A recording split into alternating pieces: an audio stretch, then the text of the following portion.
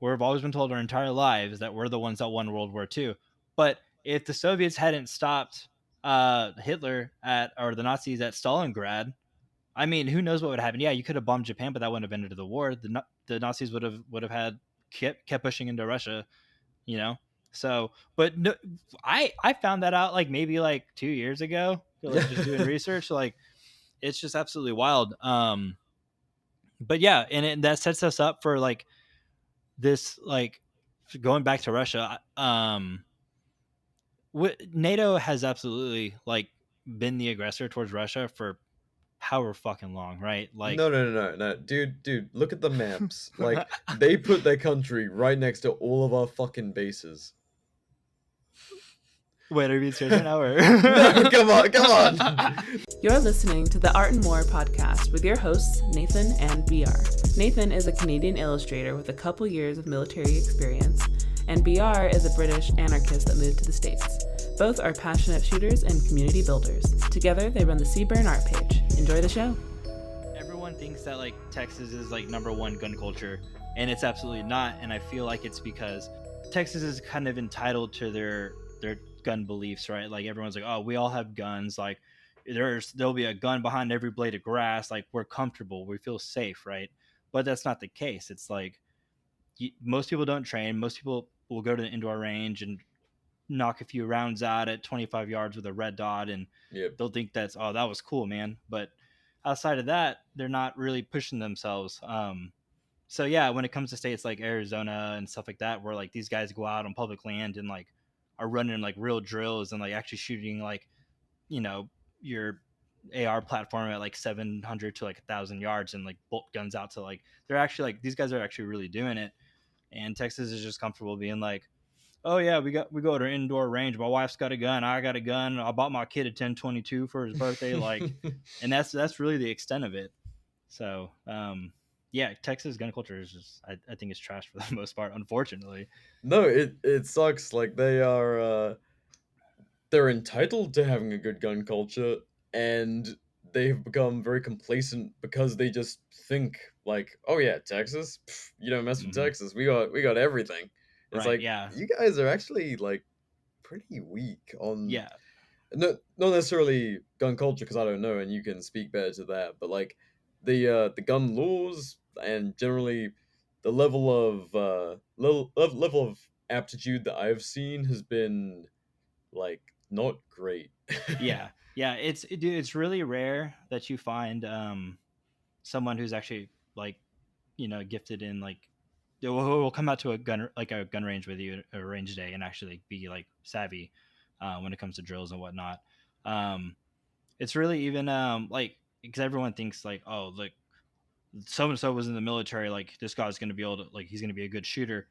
And it's typically like I find myself kind of teaching other, like even people who are in the military in Texas, like stuff, because like they're just not, like their aptitude isn't there.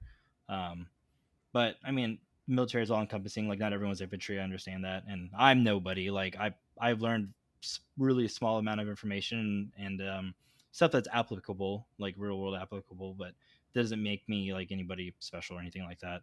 So, Yeah. and I really even kind of got away from posting. I still talk about tactical stuff here and there, but there's just so many better pages that can do it more No, articulately. I feel the same way, dude.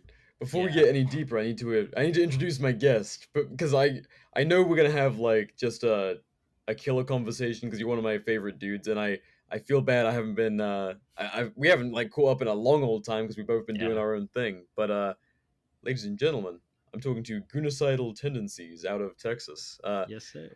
We've been in cuffs together. We've had some laughs. Hmm. We've this is a good dude, and I continue to really appreciate what you do under your own steam. Like you really put out like a positive message that I think a lot of young guys can do with seeing nowadays. That's not, hey, if we just put everyone in a mass grave, the world would be utopia or whatever the fuck other Whatever. kind of mentalities are out there in these weird times where people think you know oh wow, all that freedom stuff is kind of cucked. What would Hmm. really be good is having like a super daddy ubermensch in charge of us to to put their boot on our throats, and then the world would be grand. Yeah. I don't get why that's emerging again, but hey ho, we're here to say that shit's dumb and that shit sounds awful, and that's why people shot redcoats like 250 years ago. Yeah. Dude, honestly, I got like a little bit depressed for quite a while because like I feel like when I first got into Instagram, I was super motivated, man. I think the page that motivated me the most was Scobo. Like, I was like, man, this Yes. dude's like, dude, that Scobe's like great dude, and he's disappeared once again. I got a chance to meet him, which was like stellar. Like, dude's cool as shit. Um, but like, I was like, man, this is like, I feel like this is where I need to be right now. And then so like, it was like the Virginia gun rally, and everyone was all like hyped up, and like, then COVID 2020 happened, and Richmond. dude, yeah, and I'm sure like this has been like the introduction for a lot of people. I'm sure you've heard this a million times, but it was like everyone was like looking for that like true alternative, right? It was like fuck the state, like the anarchy thing was like, dude, it was like like there's so many anarchist pages, and like I think you were one of the number ones like that got my attention too, like kind of started pushing me in that direction, and then everything kind of ended, and everyone started going nationalists and like or just trying to find like another flavor of statism. Yeah, And so something where they could feel like a winner because there's a machine that has presence and is like, quote unquote getting wins. And so right, they didn't want to just, I kind of understand that to a degree because, like the reality of our situation is like you're the one rooting for yourself and no one's coming to right. help but Hmm. you, which is reality. But it's pretty crushing if you're not stacking up wins. Like if you're not securing the property, if you don't have like, a good partner by your side, if you're not improving your own freedom, gradually more day by Hmm. day, like it's not a fun game.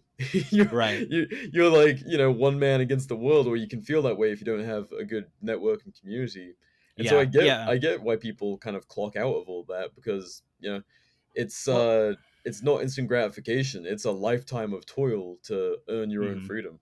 Yeah, no, absolutely. And I think like it's what it is people, yeah, people want to feel that sense of power. And as for like the true freedom, true liberty, like anarchist perspective, it's hard because it is on you. Like it's you as an individual, and it's recognizing it like anarchy in our everyday lives and like understanding what that is. And it's not we're so used to like a power grab. We're like we can vote and push our ideals onto other people or like however that comes up. And Yeah, fight obviously over the like butted up gun in the room. yeah, like yeah, and obviously being in the gun space, like everyone's like so willing to use violence upon the other person. Like we watch it in movies. Like we've seen our government do it for years, so it's common, right? Like it's like an easy idea to grasp. But like, yeah, I have a gun. I can force whoever to believe or to abide by whatever I believe, right? But I just think there's a better way. Something that it's like Bloody Revolutions, the song by Crass, right? Like I know it's where you got Yes, your name sir. from, but Yes, it's sir. just another flavor of authoritarianism. And if you don't think that you're gonna create another system that grows into something, another like futile state, like it's just yeah. I mean, it's just a different flavor of tyranny. No, and people, election years are especially bad for this because again, people want to have a side, and like sitting there thumbing your nose during an election year is no fun. You feel like or at least to a lot of people, it's very fun for me. I feel distanced from that, and it's all Mm-hmm. just it's nonsense to me. Like it, What? I have my own priorities outside of the electoral system, and that stuff. Like yeah, things will Mm-hmm. continue to be blue or red flavored oppression. Um, the economy will come and go as the state needs it to. Like Yeah. there will be wars. I don't know if the blue people and the red people will have wars in the same countries, but there will be forever wars regardless. So it's like I'm not gonna define my life by every 4 to 8 year stretch Mm-hmm. of Orange Man bad, uh, Dementia Man bad. Like that. Yeah. I want a bag of sand in office, and I want to focus on actually building something rather than tearing other people down. Yeah. But I think when you're able to separate yourself from it and really just sit back and have an objective view on everything going on, one, it's extremely comical. Like it's you get to laugh at Kamala, you get to laugh at Trump, you get to laugh at Biden, like you get to laugh at basically anyone on this main stage, and then you get to like take the things that they're saying and actually like try to understand the pragmaticism in it. And there's often not any of that, so you kind of can tell like where things are actually going. Um, but also, I do think that this election is going to change this kind of like the landscape of America. I do think that this is really the first time in history that no matter who wins, no one's going to believe that it's done legitimately, right? Um, and I am very curious to see what the fallout from that is, because there's not going to be a winning side on this one. yeah, The left isn't going to believe it, and the right's not going to believe it either. It's going to be a rigged election for both sides. So what that ends up in, I don't know, because now you're pushing the neither of these presidents are my president, right? Because I don't think that this person was put into office legitimately. So the laws that they in place, I don't believe are legitimate. What does that lead to? It's interesting dude, topic. can we discuss the really weird term I've started to see float around the last like couple years, which is anarcho tyranny? I Yeah, I was gonna make a post about that. it's a funny one because like I get it. I get what they're saying and I don't 100% disagree. I just hate the conflation. So I guess we should just get into it. So when a lot of people talk about anarcho tyranny, what they're implying is like lawlessness under the state, Yeah. which like okay, so there's certain things that they will allow to like just wreak havoc on the populace to basically make conditions worse, like I guess the legalized theft in California and places like that where you can steal like up to 2k. Yeah, so anarcho tyranny, like the implication is that the government is allowing lawlessness, which is what most people equate anarchy to. And that's Hmm. this is the bit I don't like, because I get what they're saying, like anarcho tyranny. Yes, we are in a state, and it's what I call kind of the dimmer switch period, where like government is losing its grip. A lot of people think, you know, government is like a light switch, like it's on and then it's off. It's like, Hmm. that's not really how empires work. Like their grip loosens as as Uncle Sam gradually passes to the great beyond. Like he's gonna lose his grip a little bit, and the dimmer Right. switch is gonna dim down, and there's gonna be places where there's not as much attention or control or whatever. Yeah. Okay. So my biggest issue with anarcho tyranny is the fact that it's not anarchy at all. Yeah. It's the mainstream propaganda idea of anarchy, which is pipe bombs and chaos. Yep. If you look up the definition of anarchy, it's literally voluntary association of human beings without a hierarchy. Um, so the fact that most of this chaos or lawlessness is induced by the state. I mean, they have perpetuated all of it. They've put policies into law that allow Yep. people to steal however like $900 worth of goods, but if you are to try and stop them or use force against them, you can't. Um, Yeah, that it's that induced by government conditions. yeah, so I actually call it like chaos tyranny, or I had like some other little definitions that came up for it because I was actually going to make a post about this. But or fear tyranny, because it's all Yeah. just fear based propaganda in order to get the populace to comply. Um, so yeah, I saw that term come up in a news article, and I was like, this is just absolutely insane. Because most people are, I would say, like middle good, peaceful people for the most part. Like if your neighbor was smoking marijuana, you're not going to go over there and handcuff them and put them in a cage, right? So but you're asking the state to do it. So in order to like induce chaos for the most part, something has to perpetuate that, right? Yeah. And as of right now, it's the state doing a lot of this stuff. Yeah. Maintaining conditions where we we're kind of stacked on top of each other. There's you're very restricted on kind of your freedom of maneuver in terms of your lifestyle, what you can Mm-hmm. do, and where you have to be to make any kind of existence. Right. I mean, I talk about this a lot, but it's you think about it, man.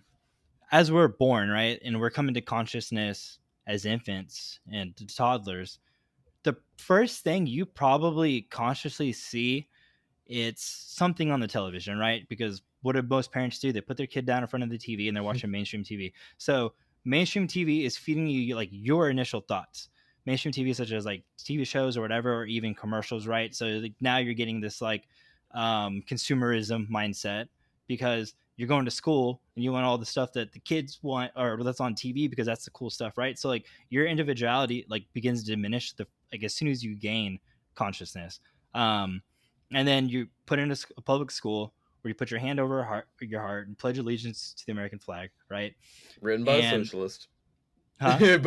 Written by a socialist before all of the the flag guys start getting pissy with us. Right? Yeah, like yes, absolutely, written by a socialist. And so like your individuality is like absolutely just like diminished by all these systems that are in place, right?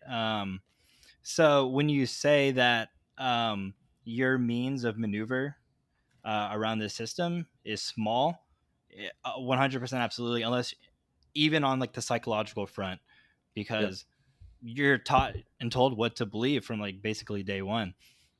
This week's episode is brought to you by Two Grunts Inc. Two Grunts Inc. is a veteran-owned and operated rifle manufacturer crafting firearms with professionals and prepared citizens in mind. All of their parts and components are developed, tested, and manufactured to perform using the most standard of mil-spec 5.56 ammunition. Purpose-built work guns is their motto, and rifles made to last is their ethos. With high-end components and materials used in all of their rifles, like their 4150 CMV nitride-treated barrels utilizing a 223 Wild chamber and a 1-in-8 twist, optimized for both M855 and M193 ammunition, achieving 1 MOA or better with most manufactured mil-spec ammos. Bolts made out of 9310 super alloy steel and carriers made from sharp-peened 8620 steel, maximized for increased toughness, wear resistance, and strength. Each and every part has been meticulously thought out, deliberately tested, and expertly manufactured and installed. Each rifle also comes standard with a 45 or 90 ambidextrous fire controls, gas buster and charging handles, and many other high-end functional parts. Check out their website, twogruntsinc.com, that's TWO as in two, and GRUNTS as in rifleman by trade, INC.com, to purchase one of their rifles, or other parts for sale. Use the code CBRN, that's Charlie Bravo Romeo November,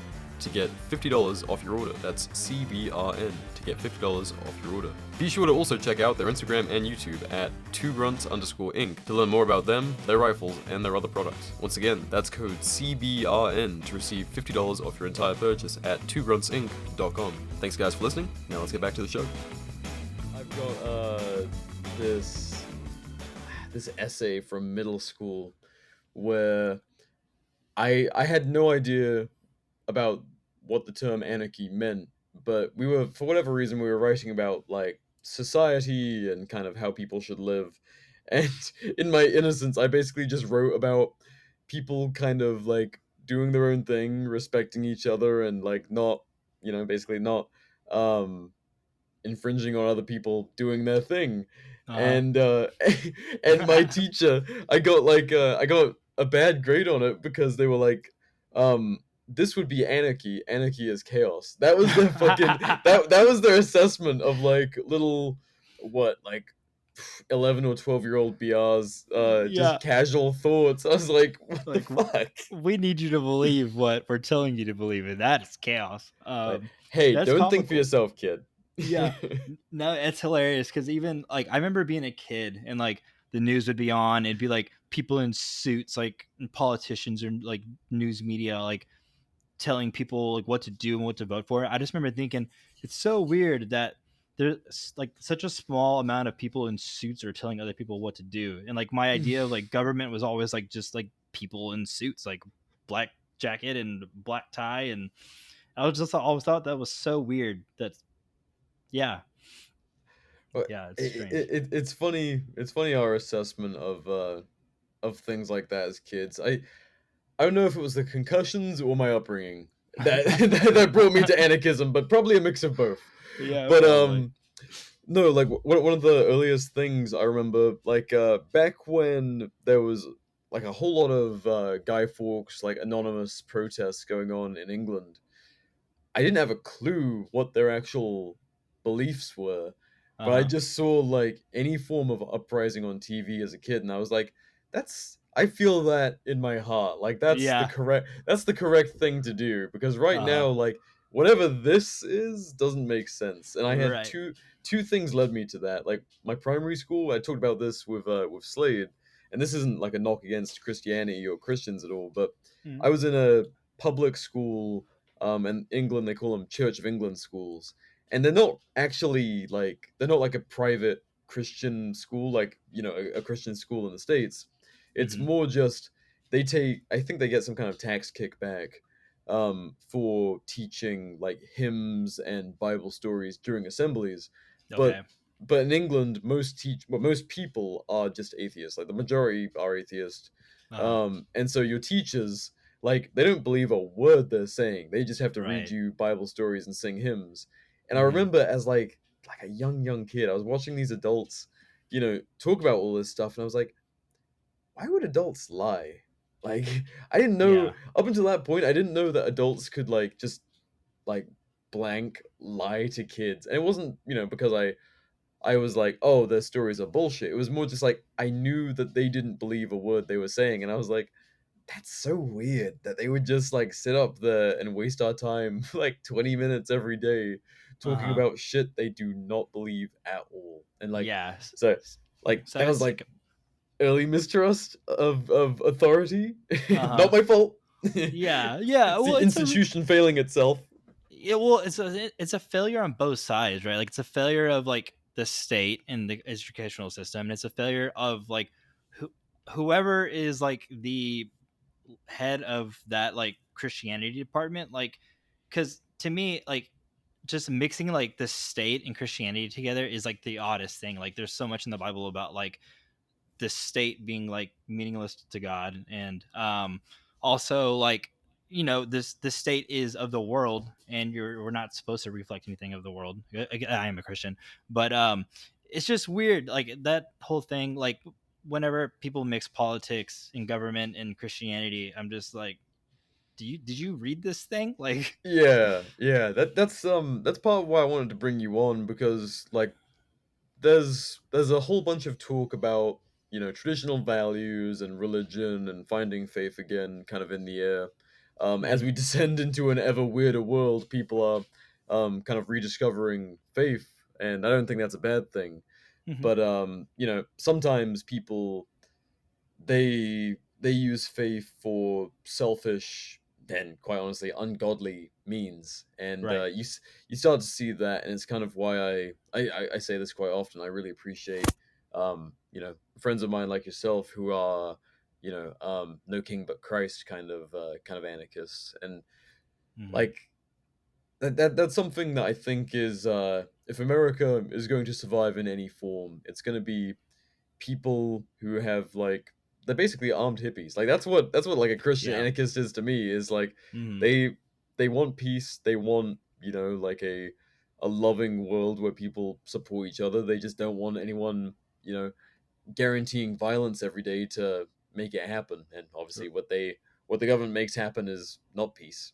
right, yeah, and that's something that like I think about often, because I do feel very convicted to go down this path, right? Like I definitely feel like this is a calling and not just some hobby or anything like that. Like I definitely feel like I need to be here. Um, and why God has put that in my life, I don't know. I feel like I've found like small bits and pieces here along the way, and I've been able to like kind of like talk to some people about Christianity and like kind of led them to Christ. Um, but at the same time, why in the gun world, I don't know, because in the New Testament, it's specifically turn the other cheek, right? Like love thy neighbor, everything like that. And I my thing is, if it ever comes to a point where I have to use my firearm for char- to defend from tyranny or something like that, I'll answer to God when the day that I die. Yeah. You know what I mean? Like he'll be my judge, and we'll go from there. So No, it's a really interesting thing because I think a lot of us find ourselves like not a rung below pacifism, but a rung or two or three. And Yeah. it's not that, it's not that we're excited to use violence. It's that we understand that some people will just push and push and push and will take Hmm. as much as they can get until they're stopped. And that's, that's like earthly evil. It exists. Right. People can let their selfishness and their greed lead to, like, you know awful acts and mass Yeah. acts of violence. And if people only turned the other cheek and, like, didn't Hmm. defend the innocent, didn't weren't self-reliant, on themselves to save themselves from that kind of violence, well, that's Hmm. how entire cultures and movements cease to exist. Yeah, I do think there is huge importance like in the martyr. Like look at Tiananmen Square, right? Look at Duncan Lemp. Like how both were absolutely martyrs, and look how much of like how much noise both instances made, right?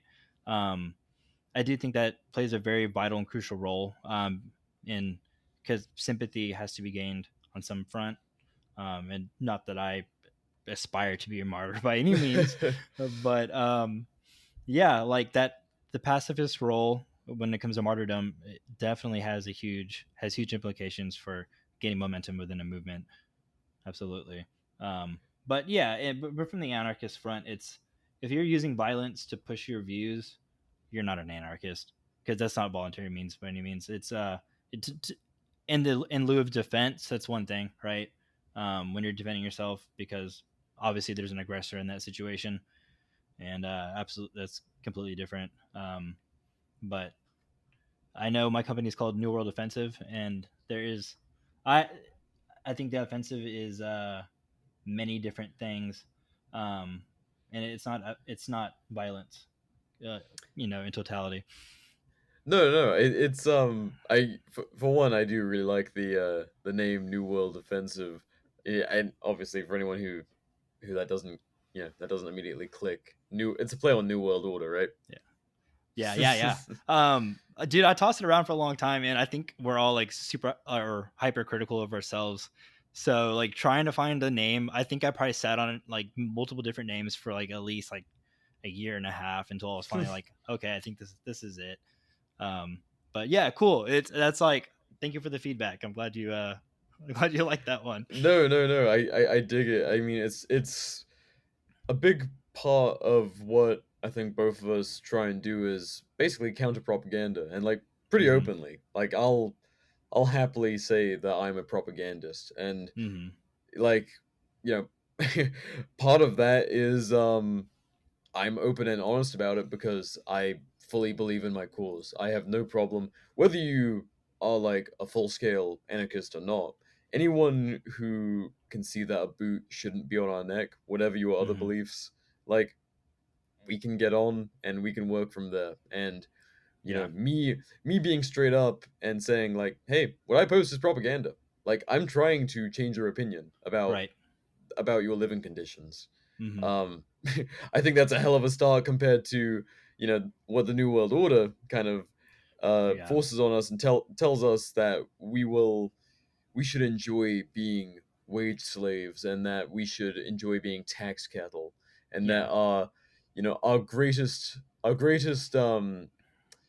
reason to be is to generate income to have siphoned off to fight forever wars and enrich people that have Hmm. never lived a day similar to our lives in their life. Yeah. Right. And that's the crazy thing is like going back to like what I was speaking on earlier about like how we're conditioned to believe this from birth. It's if you took someone, let's say like as a kid who like lives in fucking Wyoming where no one lives, like least population of the state, and he's been homeschooled his whole life, right? And all he knows is really his family and like surrounding community and stuff, right? And you put him in a public school setting, I think they'd be like, why are we pledging allegiance to this? Like, why like are y'all all like very like savvy on going to war? Why is that like a positive thing? Like, I think there'd be a lot of shock factor being dumped into the public school system at an age where you're able to comprehend and have your own ideas and beliefs. Um, I but really hope to see a whole generation of kids that are exactly like that, because they could very well be, like, every ounce as American, if not far more Hmm. than public school kids.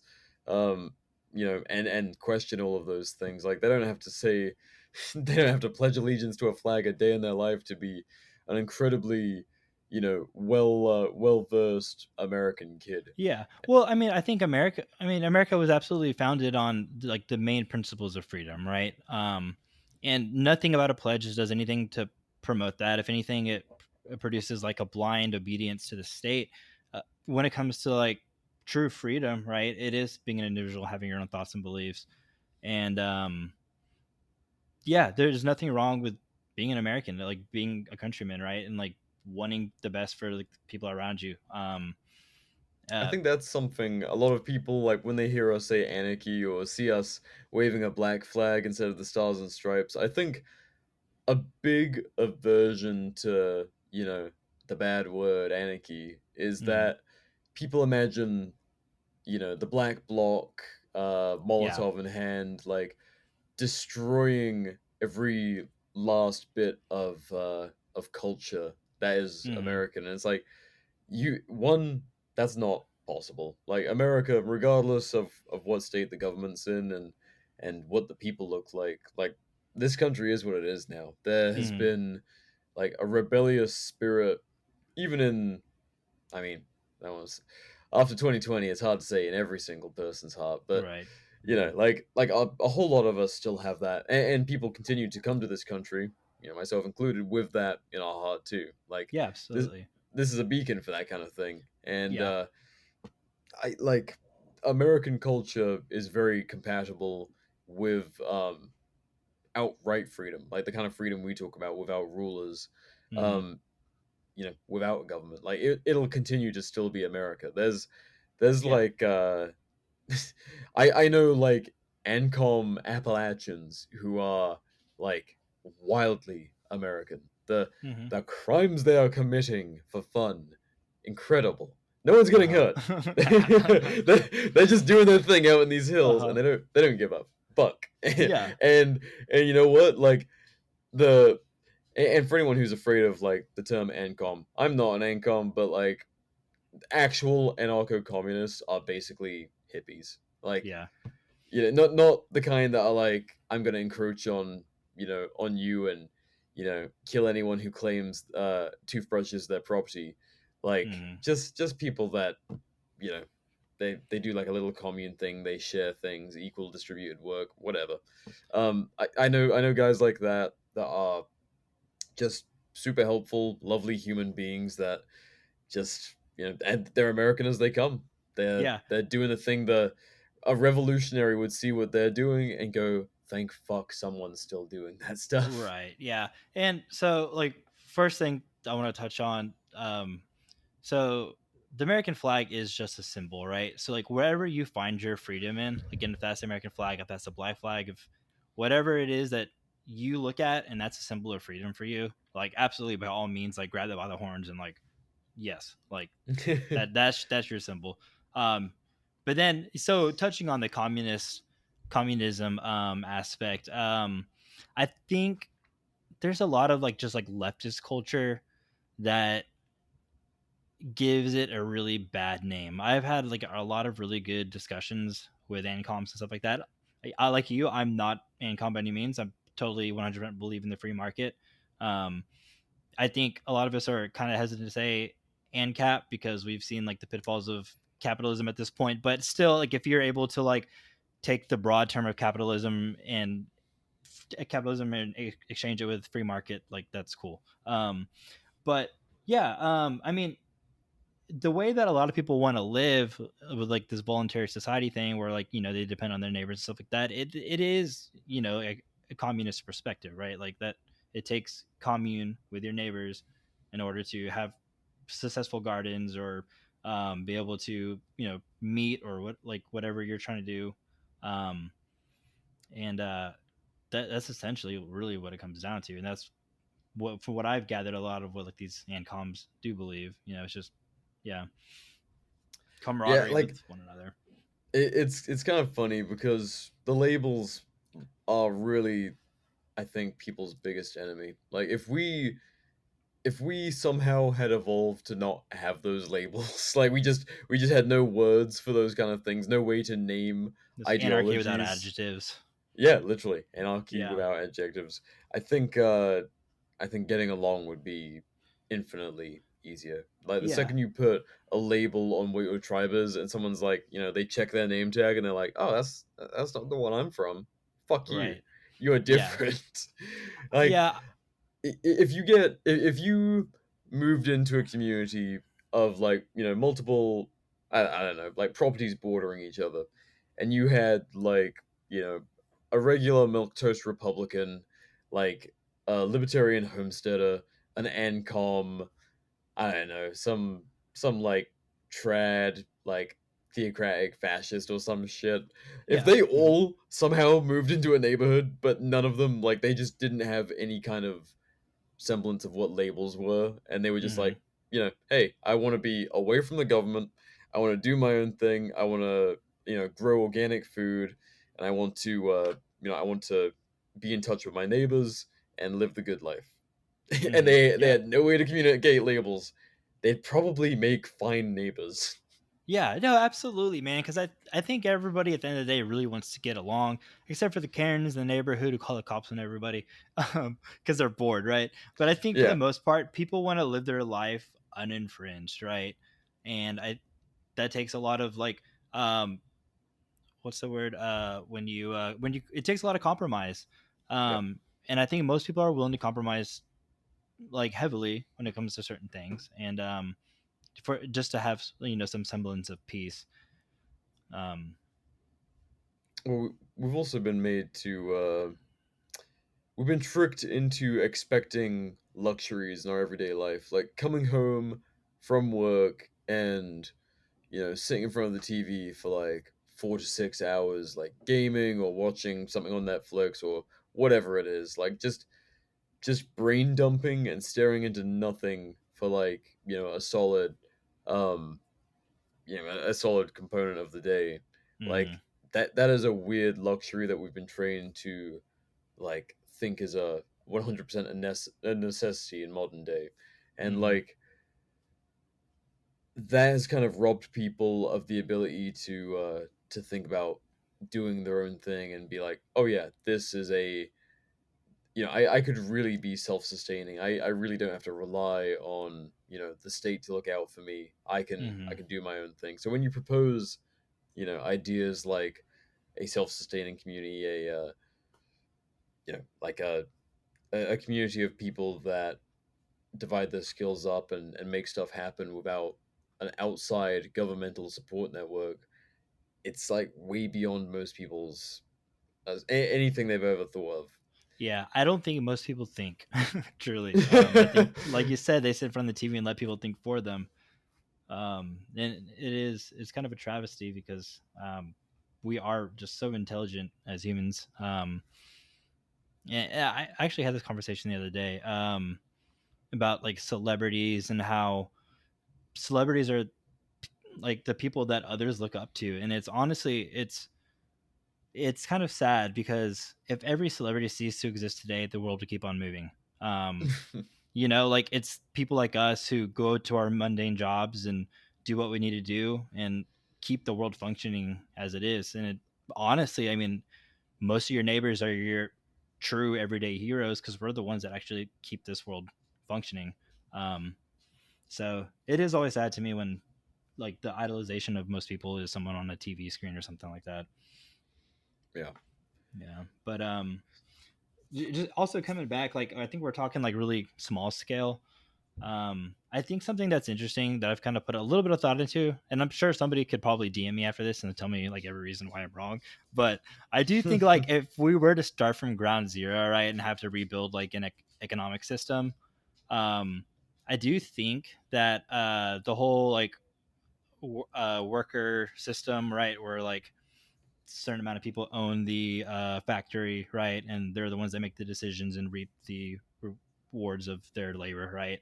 And then you have this capitalist system where one person runs it, and you have people working there and stuff like that. I would think that that would actually act as the check and balance for society, where you don't have these rich CEOs who are like raking in all these benefits because with the worker system, the communist labor system, right? Like, Yeah. yeah. But anyways, like they're going to be getting paid marginally higher to some extent because they own the means of production, right? So now your people in your capitalist side are also making higher profits, right?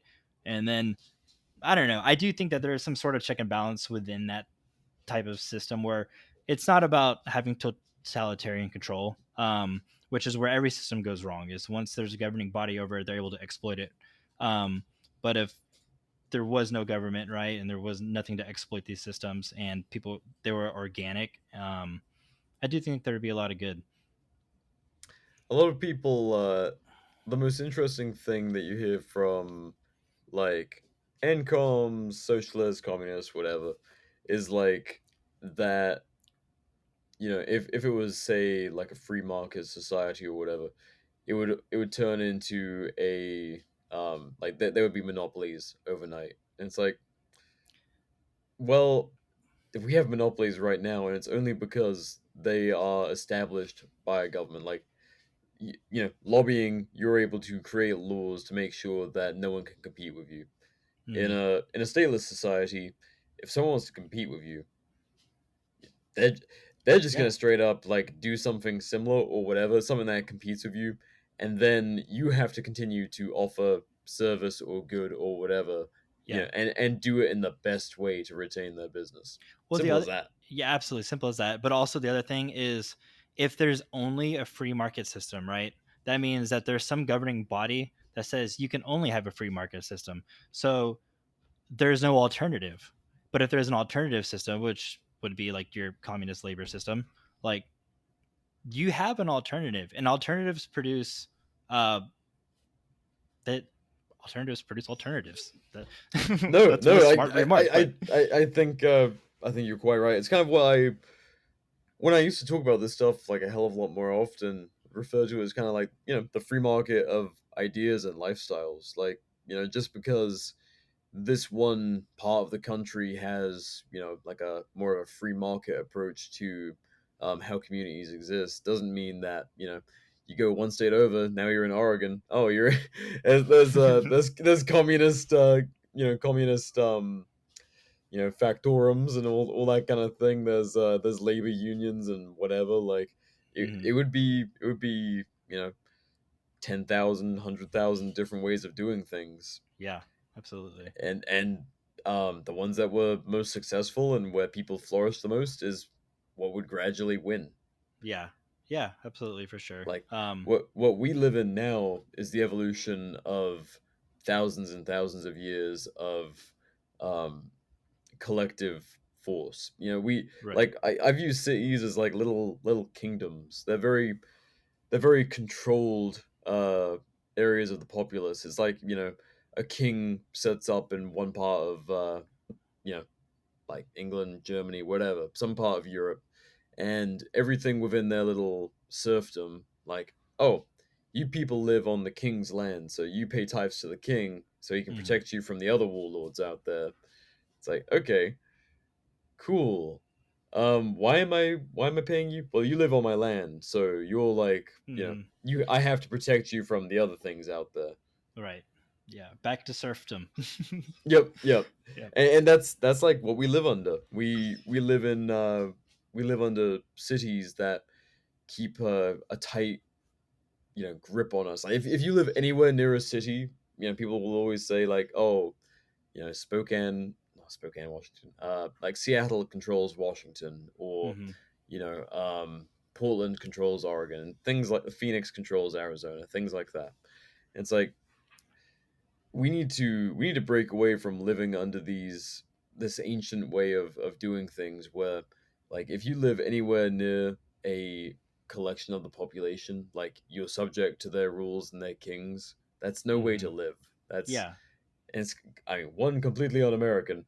I always go back to that because, like, if freedom is going to, like, really put its foot in the ground and dig in and continue to exist, I really feel like this is the last place it's going to happen. And Mhm. like there's few places I see elsewhere that are really like fighting for it.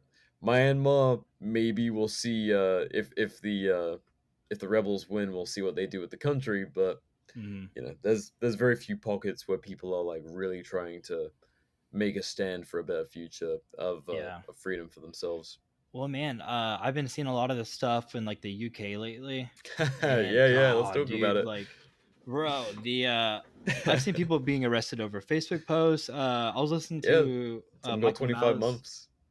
Yeah, I was listening to a Malice podcast, and he had someone on, and I can't remember the dude's name, but he had, like, was holding like public, like, held like a public rally, and like they charged him with something. The dude ended up fleeing the country. Like, it's just, dude, it's Yeah, absurd. no, it's pretty wild. Like I've said for years, if I stayed in England, I probably would have ended up in fucking prison just because of my beliefs. Like, I think you might end up back there if you ever visit that, again, because you okay. sent an email, right? Didn't you send an email telling him to fuck off? Yes, yeah, I told you about that years ago. So allegedly, when it was time to um tell them that I'd sold my firearms,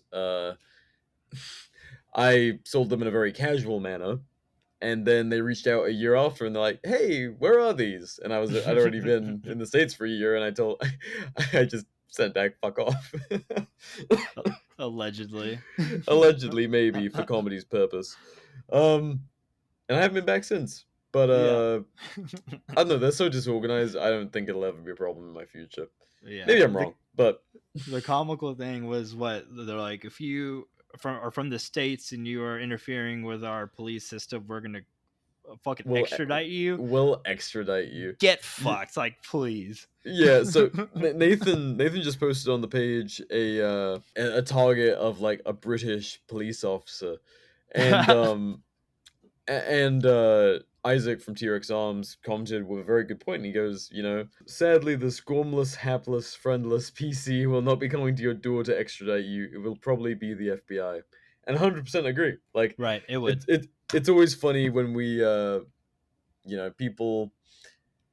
people think it's going to be the ATF, that like a full ATF task force that kicks in your door, shoots your dog, potentially shoots your wife and takes your guns and shoots you. Like, Mhm. it'll probably be a couple of feds and then your local PD who have been told that you're a super dangerous dude, like some extremist who has lots of guns and needs to be disarmed. Like, Right. it's Yeah. not going to be like your perfect bad guy. And so yeah, with that British police, I would be shocked. There's a few states that would, your COVID mad blue states, and I don't think any red states would ever.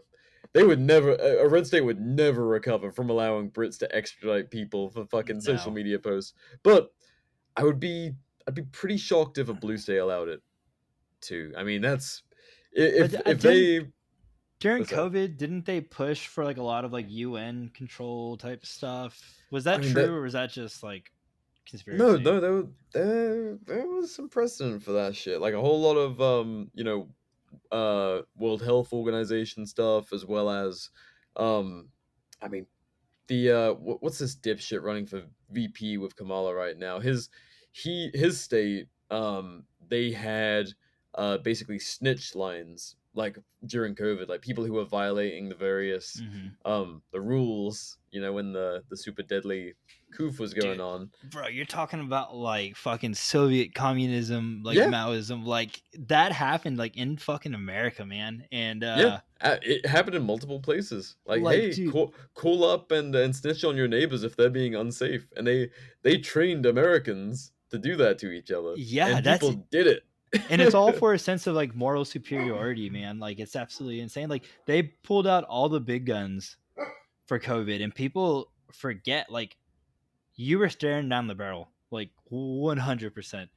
Yeah, And it's so wild how easily it's all blown over, like how fast everyone's forgotten so much of it. Like, even on the economic side with like inflation, like everyone's like, oh, Trump's gonna fix the country. I'm like, bro, he passed the first stimulus. Like, did you forget? Like, yeah. He kicked it downhill, and then they put fucking rockets on it.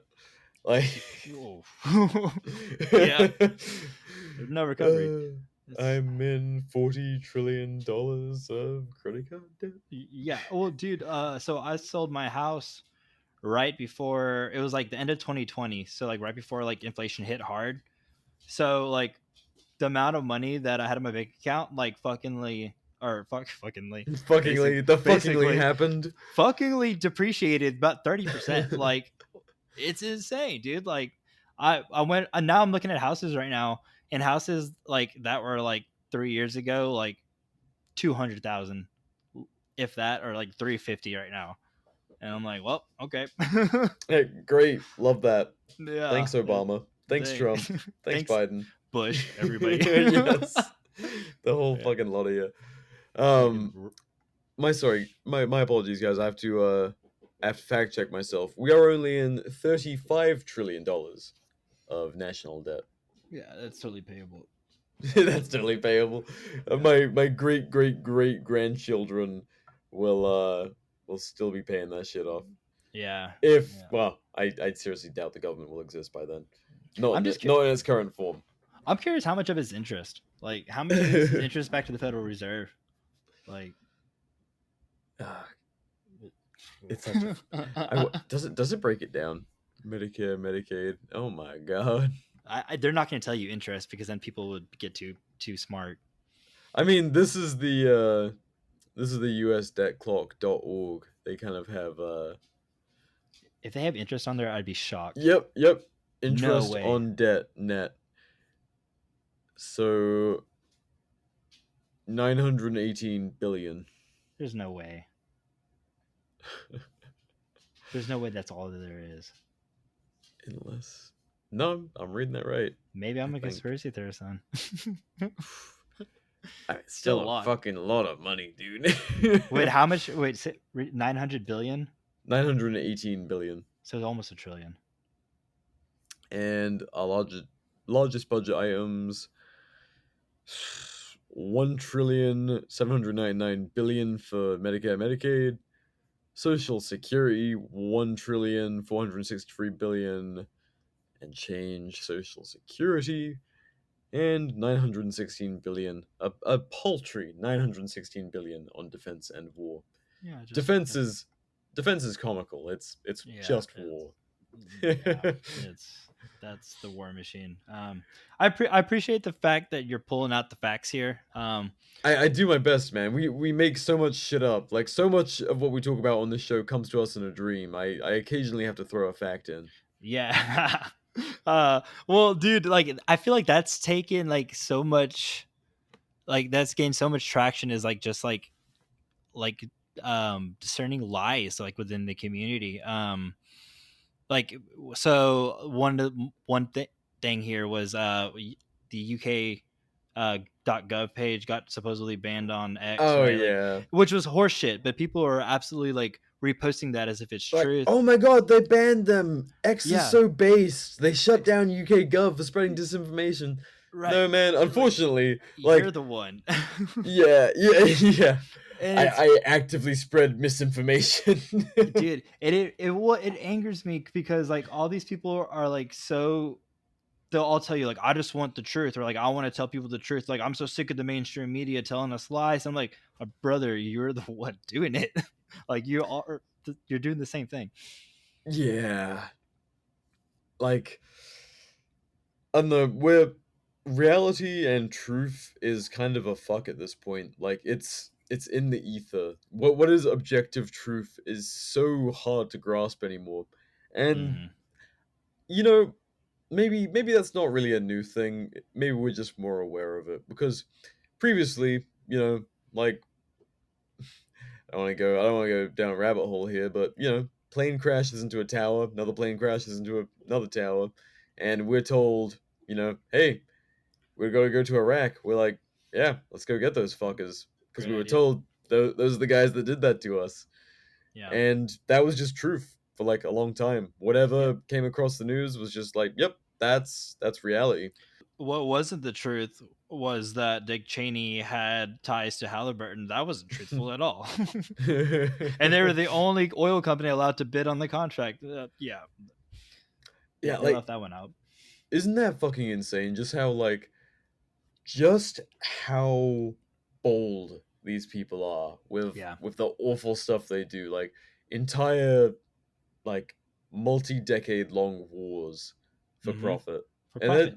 they'll just be like, "Oh yeah, you can find that shit out. Like there's paper trails. Like Mm-hmm. there's evidence out there and they'll never be prosecuted for it." Never. Like we all like to, a lot of people like to get spicy and say like, various things should happen to those people for all of the like literally thousands, tens of thousands, hundreds of thousands, millions of deaths, misery, and money, and you know Mm-hmm. all that like wasted on these wars.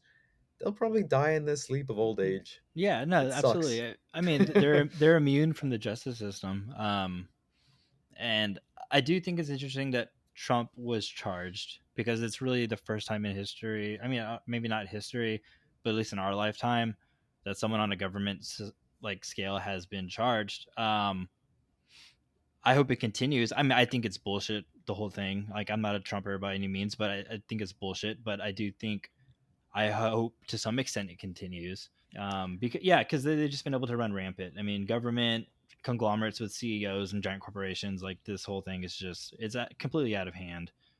Like, it's the only way that the government system or politicians function is if you pay them 100%. Yeah, Like, the vote is totally, if you want a politician to do something for you, you got to be able to pay him. That's it. yeah, we're living in a pay to play empire, and none of us have the money to play. So Yeah.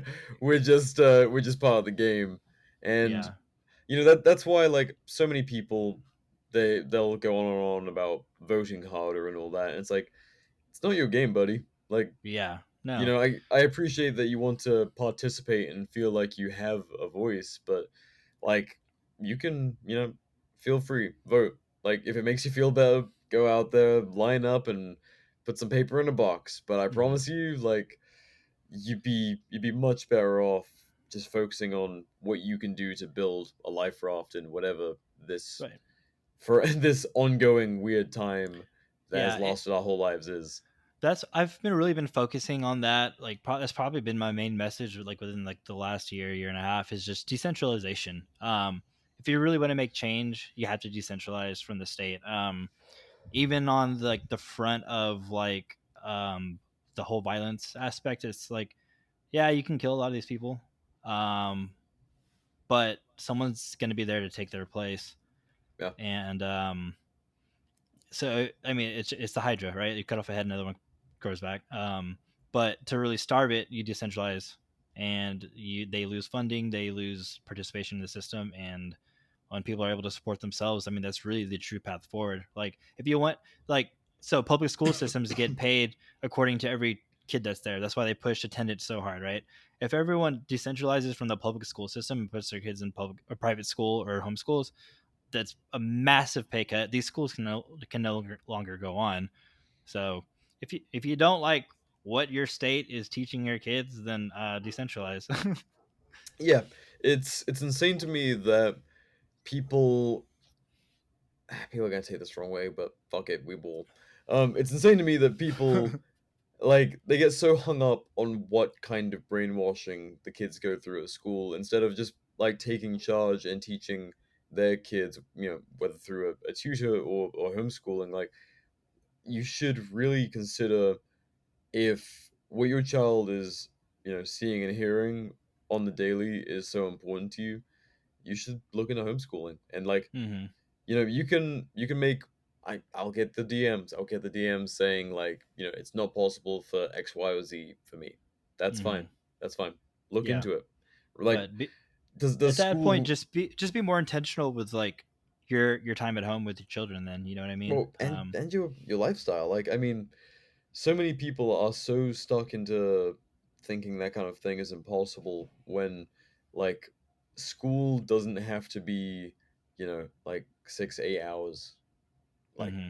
kid kids don't need that much time to learn things. You see, I'm sure you must have seen this at the Childeberg you were at, but like I think that was the year there's quite a few couples who brought their kids, Mm-hmm. and basically all of them were homeschooled.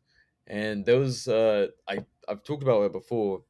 She must have been 7 or 8, like a pretty young little girl, and she was just walking around like holding very good conversations with adults, and she was Yeah. homeschooled. Like Oh, dude. she would be asking like great questions, and people would just be like, "Oh, what?" and just kind of like, "Oh, I have to engage with this tiny human being who Yeah, has like a full-fledged brain." dude. So, Mothman, his daughter's homeschooled, and she's absolutely brilliant, dude. He brought her out a few times to like go do some photo shoots and stuff. And also like whenever I go to this place, like she's always there. But she's absolutely brilliant, and having a conversation like with like someone who's in like freshman year, like I think she was a junior high when I first met her.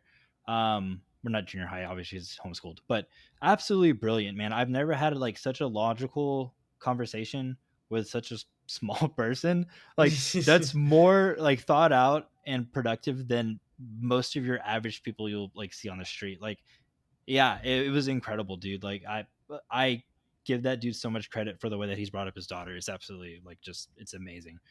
No, I love that. And like like me and my fiance, we don't have kids yet, but we very much want a family. And for years, because of my beliefs, I've supported the idea of homeschooling. And obviously there was always that doubt, like, is it the right move? Like, will it be the right thing for our kids?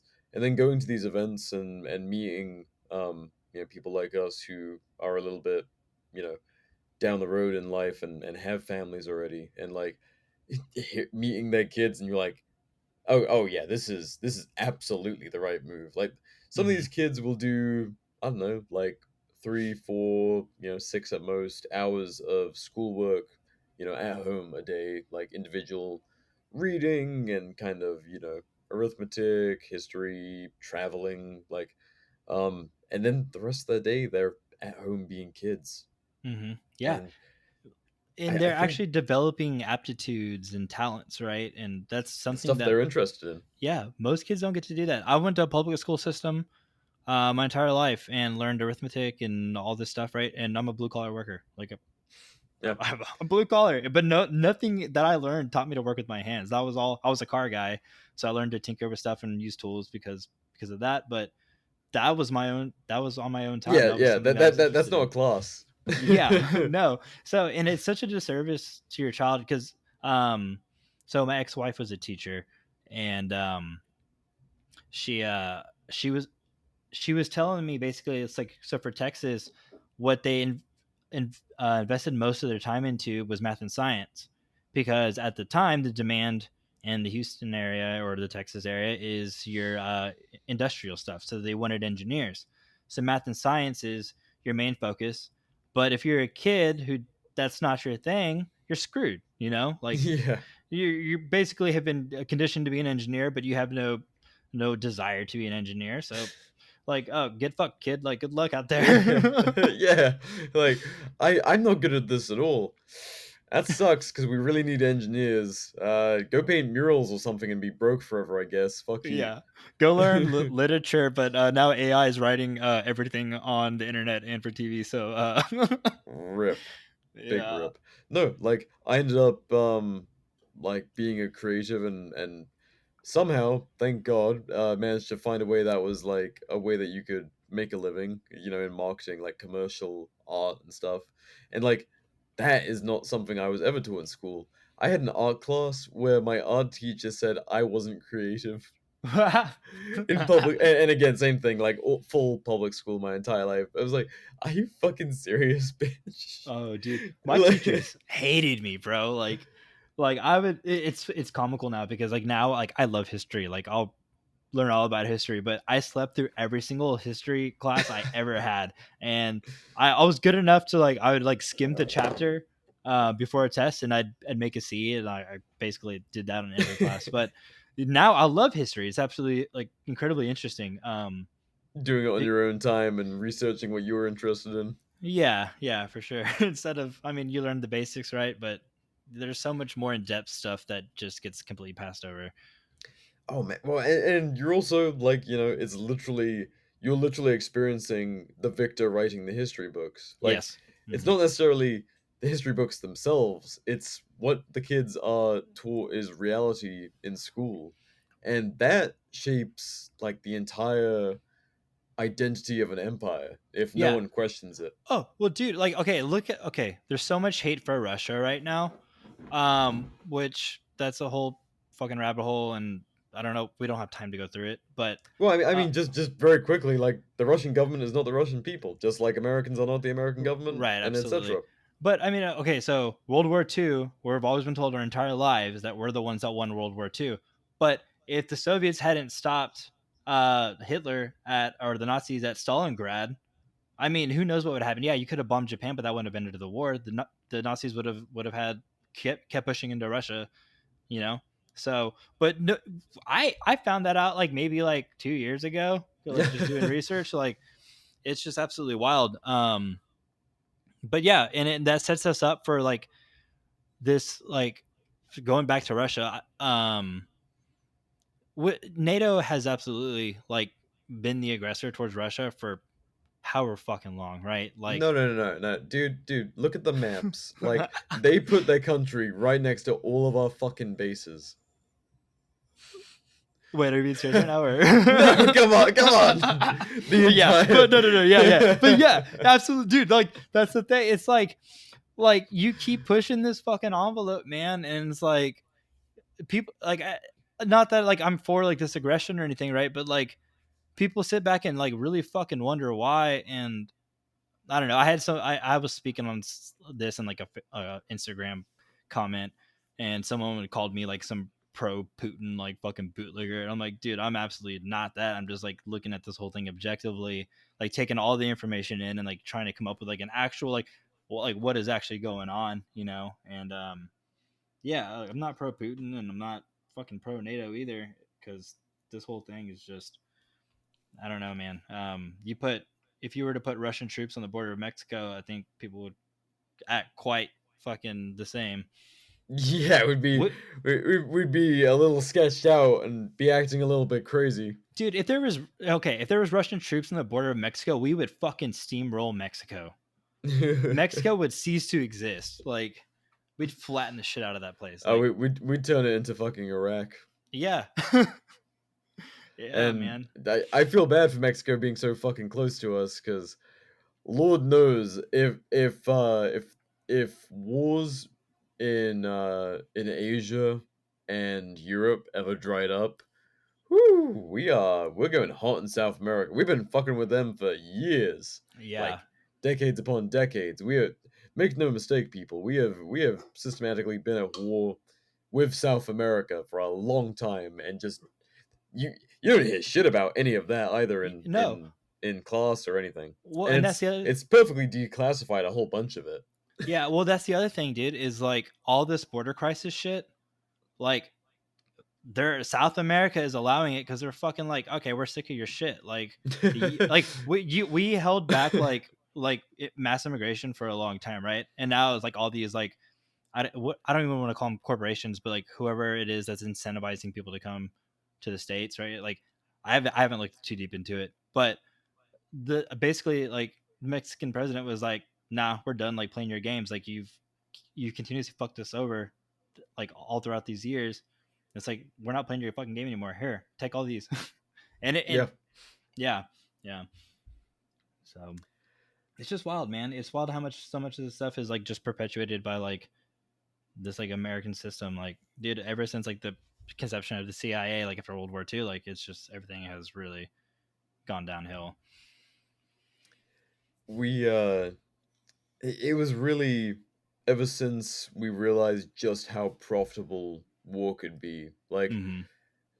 this country was founded on some very fucking questionable wars. Like, aside from the revolution, all of the taming, quote unquote, of the West, like basically genociding the shit out of the natives, Yeah. and fighting off Mexicans and the French and all. I mean, fuck the French, but you get around. But okay, we always say fuck the French, but the French, the way that the French Okay, protest, okay.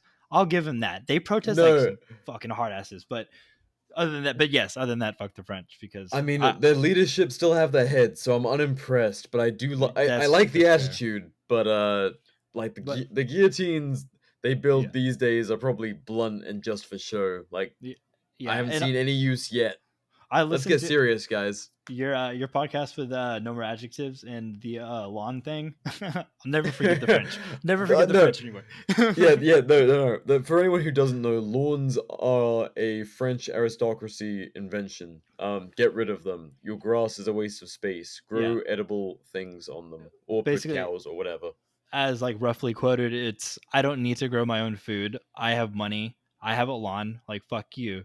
Yeah, And yeah. now we've all adopted this. Like, It's literally look upon my field of fucks and realize it is barren.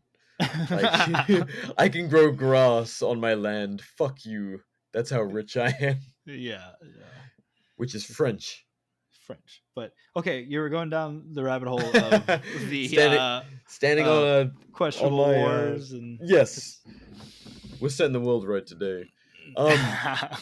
No. Basically, like once we like America became very good at warfare because it was founded on like just war after war after war, hmm and then we realized like, oh, we're good at war, and then the Industrial Revolution happened and its hmm consequences, and and we realized we're quite good at industry too.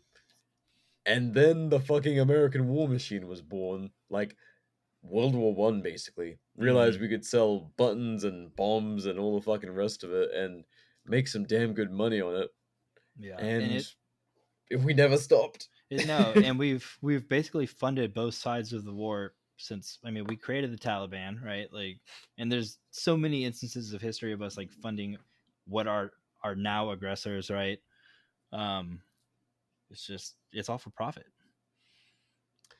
It's one of those exhausting things, like so many people they know all of this to be true, but they want to turn a blind eye to it. And it's like, dude, unfortunately, you live in the same country as me, and honestly, this is true of England, of basically every Western nation, and many other nations. Like, we're all just kind of along for the ride and paying into these things and ignoring reality. Like, it doesn't serve you at all. Like, just sticking your head in hmm the sand, knowing that like your dollars are being used to enrich awful people that would send your sons and daughters to get blown up for a buck.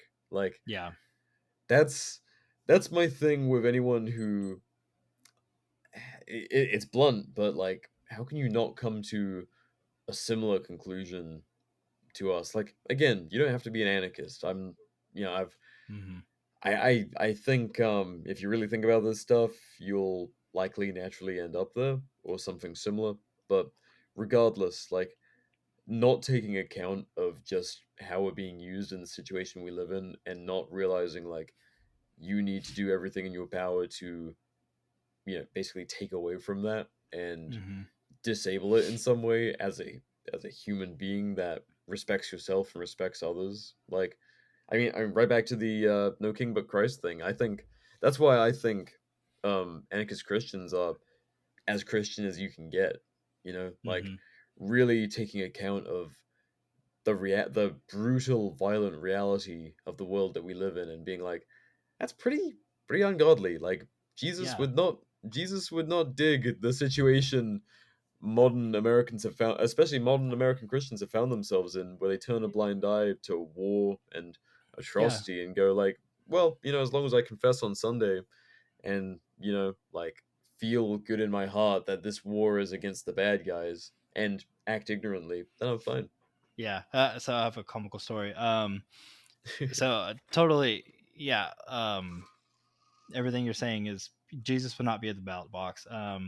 But I was with some people who claim to be Christians. Well, I would say they are Christian. I mean, it's not my place to judge, right? Like that's God's job. But it's the whole Palestine Gaza thing. Like I hate to see people die, like regardless of what the situation is. But people Gaza. I don't know how to say Gazanians. I guess civilian populace is dying like astronomically, and I was talking to these people. They were like, they just need to bomb the whole place, clear them all out, kill them all. And then we're about to eat dinner, and we were saying the prayer, and I interjected and I just said, and dear Lord, please help Israel to kill every single Palestinian there is, right? And they all looked at me like I was crazy. And I'm like, if you can't say that in front of God, then you have no place saying it elsewhere, right? Like Yeah. it, like if you can't say that in a prayer to God, then the you got to abide by your Christian principles, man. And obviously, I don't believe that, but it's just like the only way to I think get people to think sometimes is to show them what like it is they're actually saying or actually doing. Like so many people, they will live one way and then talk about living another way. And Mm-hmm. it's a real shame because I think it's something we were talking about with Slade when he was on the show, and what kind of has happened with like modern. It almost feels like commercial American faith. Yes, Like, Slade is the guy to talk to when it comes to that. That guy is brilliant.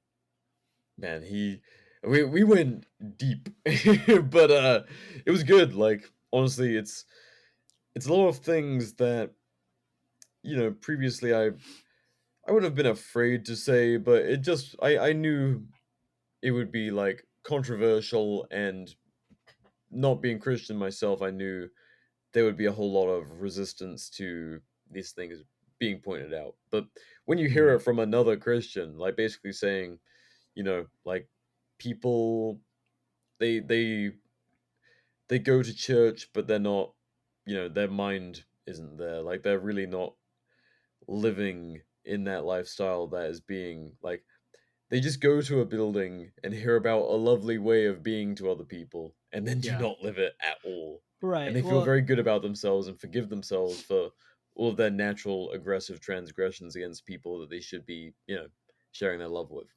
yeah. Well, it's like it's about how like having your like a true sense of self, and like if your true sense of self is actually being a Christian, like you live that day in and day out. Like the left, like the right hates in the left so much because they push any and every progressive policy, right? Because I think it comes down to the left doesn't have a true sense of self, and like they are getting their power from like their sense of like moral superiority, right? So every single policy that they push is like, oh, I'm the good guy, this is Mm, my moral superiority, but it's not their true sense of self because they don't actually believe it. It's just for like this instant gratification thing. And it's the same thing on the right, like the people that show up to church on a Sunday, claim to be a Christian, and then go and live their life however they want to be. Like that reflects nothing of Christianity. man, So, just people that don't like talking about people that believe in their moral superiority over actual things. That's something like we don't have to get into the weeds on like beliefs or issues or anything, but just the thought of Biden, like, on his own, like, deciding, gee, man, I really support trans rights. Like, yeah, nothing's more important to my administration than trans rights. right. This fucking, like, what is he? 80-year-old man or whatever the fuck he is, this like, this crypt keeper looking motherfucker Yeah, who with like 5 body doubles who's probably dead. The original's probably yeah, dead. Like there is no way this man would enthusiastically look at a trans person and go like, I'm gonna respect your pronouns. That right. Well, that we're man talking. was like talking about black people like they were a Yeah, subspecies yeah. and I was how literally about to dangerous say they were. we're talking about the guy that passed a crime bill that put away more blacks than almost anyone in history. Like Yeah. it's insane. Like yeah, dude, that guy's. We all know that he ain't thinking for himself. No, It, like not to drag us down like the mudslinging of politics, but it's just so funny how like people can exist and so many believe that that they're just told that these like heartless old fucking monsters of American governmental history who it's finally their turn to sit in the driving seat mhm. and they're like, oh yeah, they believe everything they say. It's like, dude, look at what they did. They what they passionately talked about on film. 20, 30 years ago. Yeah. Like, this man does not give a shit about civil rights.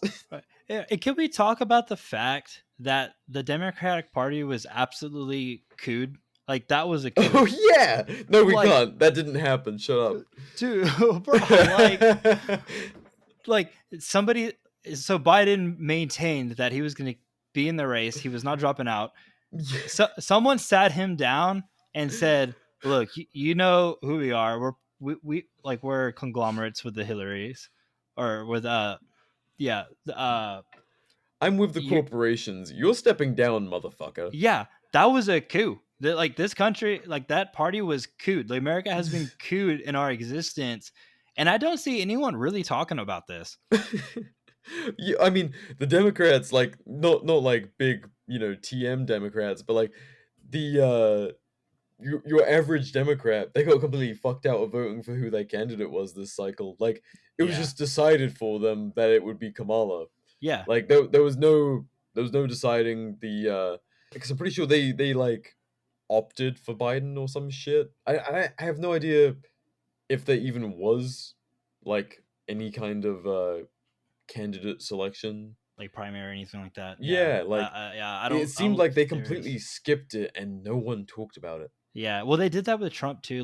The last election, like there was no, it was just Trump basically. Because I remember being like, "What was the primary?" And it was like just Trump. Um, but yeah, dude. I think the Democrats are. I don't know if they're checked out at this point or what it is. It's vote blue no matter who, and then you get the Republicans who are like happy that it's no longer Biden and Kamala because Kamala is just. I think, as Malice said, America's wine mom. Oh, I love that. All the Yeah. videos of her just like fucked up. Like, Yeah, I don't know if it's. I don't think it's alcohol. I think it's pills. Like, yeah. I think she's on some like super- anti-anxiety or something. Oh like, my god, she's got some like mommy's little helpers going on. Like, she seems like a fucked up '60s housewife, and like I almost feel as bad as I do for Biden and the elder abuse he was clearly suffering before they killed him, of course. mhm. But Kamala, it's like, lady, who the fuck gave you those drugs? Cause you are not with it. Dude, what I just do you ever imagine what can be unburdened by what has been? Man, that hits so close to home. I'm so glad you said that. Yeah, but no, dude, What does it mean?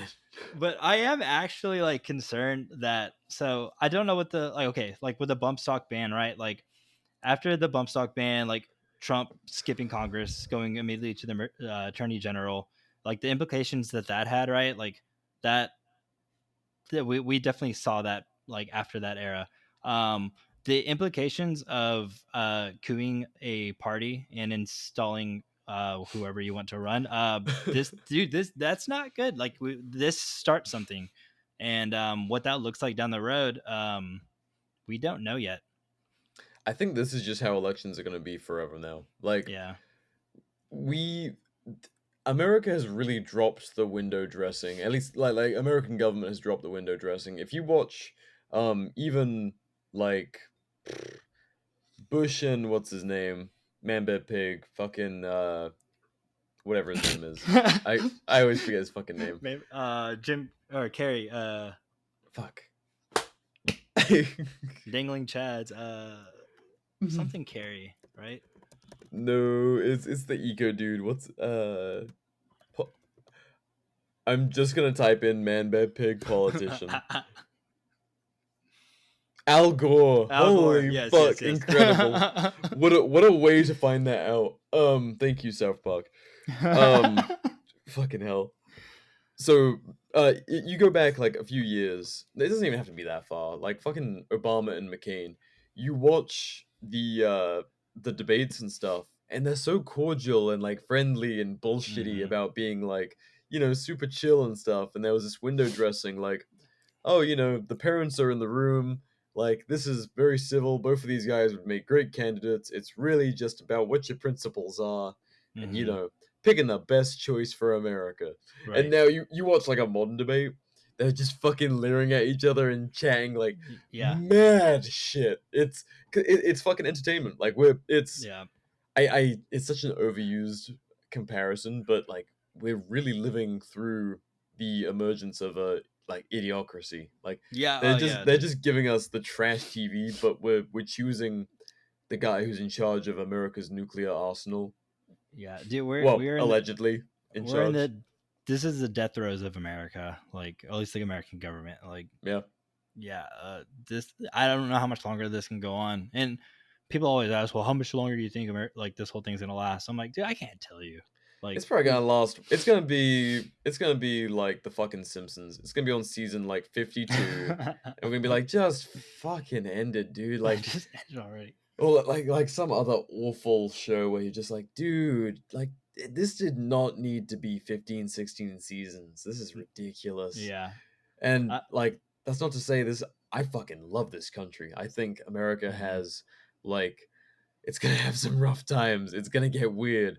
But I Yeah. think that this country or this this land ultimately is going to have like a fantastic future once it figures out that you don't need to have a boot on your neck to live a good life. Yeah. And that's the thing is like no matter what happens, like people always adapt, right? Like we're human beings, we have the ability to think, like we adapt to literally everything that's ever happened, right? We still Yeah, exist today. people lived through the American Revolution when people and the Civil War when people were going from town to town, burning down homes and stuff. Yeah. I just hope that that things progress instead of regress, and I think we've seen that trend. So yeah, I'm just hoping that like people kind of have an objective view and are able to look at things and really put like a better path forward. You know, even as us as anarchists, like I think me and you are logical enough. Like you get on Reddit and the Reddit anarchy Oh lord, subreddit's just I don't get on Reddit, dude. Come on now. That it. place is a fucking cess. I did when I was first getting into this stuff and I needed to like, bounce opinions off people and like hear what other people had to say. There, Who weren't, in a book from 200 years ago, but like, man, yeah. that place is a fucking cesspit. I'm on there for gun deals and the AR That's fair. accessories for sale. But I do they do show me the anarchy. I don't know why, but they show me like the anarchy subreddit, and it's absolutely trash. And I think there's a lot of there needs to be more pragmatism within like with like anarchist thought, because it's not, there's no overnight answer, and it's all about creating systems now, like, or not systems, but like, habits Networks. now. Yeah. And I do think that like the idea of anarchy is it happens every single day. Like our daily lives, anytime we voluntarily choose to do something, like it's anarchy, because it's just voluntary association. Like I was sitting down right now having this discussion, or that it's essentially everyone exhibits some sense of anarchy in their lives every single day, and it's not pipe bombs and chaos. We voluntarily choose to do things. So I just see so much like utopian view type stuff online, and there's going to be in between steps, right? And none of it's going to happen overnight. It may not ever happen, but it's about just the small wins along the way. Yeah. Yeah. No, it's I love that kind of putting across that point, anarchy happens every day and really like a lot of people they don't consider a couple of things. First being like there's anarchy between governments. Like, you know, Mm-hmm. anyone in the Middle East can lob a missile, over the border into another country, and like who's gonna stop them? Like Right. another country. Okay, like is there a big group of countries who try to control other countries? Of course, people gang up, people make tribes. But like ultimately, there's anarchy between governments, and there's anarchy between people. Anytime there's not a government enforcer like standing right over your head, like sure, laws might dictate how people live their lives, but unless there's a physical force stopping you in any moment from doing anything, like you're fully capable of stepping outside the bounds of society and Mm-hmm. law and all of that, like for good and bad. Like Yeah. there is nothing stopping you. And I'm glad you brought up the Middle East, because that is probably the number one response I get when I talk about anarchy. Is like, oh well, if the world was anarchy, we'd end up like the Middle East. But it's so the Middle East after World War One, when they bordered the Ottoman Empire, um, basically the uh, the British and whoever else during with the Treaty of Severus, like the where they drew their map lines, put like warring tribes in the same country as one another. Yeah. Like so they existed peacefully, and then we redrew the border, and we're like, hey, y'all fight each other and destabilize y'all's area, so we can come in and like reap the benefits of it. But no one takes that into consideration. No, like we. Whew, you want to get spicy? Israel, like Yeah. Hmm. we just decided to make a powder keg and then keep on selling weapons to all sides. Like, Yeah. where's is this what peace looks like? Is government making a peaceful world for us? Yeah. Well, okay, so they brought the Israelites back to Israel where they are now, and they armed them, and then they were like, oh wait, y'all are committing genocide in order to like recreate your state. We're gonna bounce. The British was like, we're just gonna bounce. Like, we'll see you later. Like, we're just gonna pull out of this region now. Yeah. Huh, So this is really bad. I'm gonna ignore it and then deny it and then continue to fund it. yeah, but it's just like anytime that you intervene and force something to happen that didn't organically happen, you're gonna have repercussions. Well, I mean, it's what I always say, like the guarantee of violence every day that comes from government, like its existence.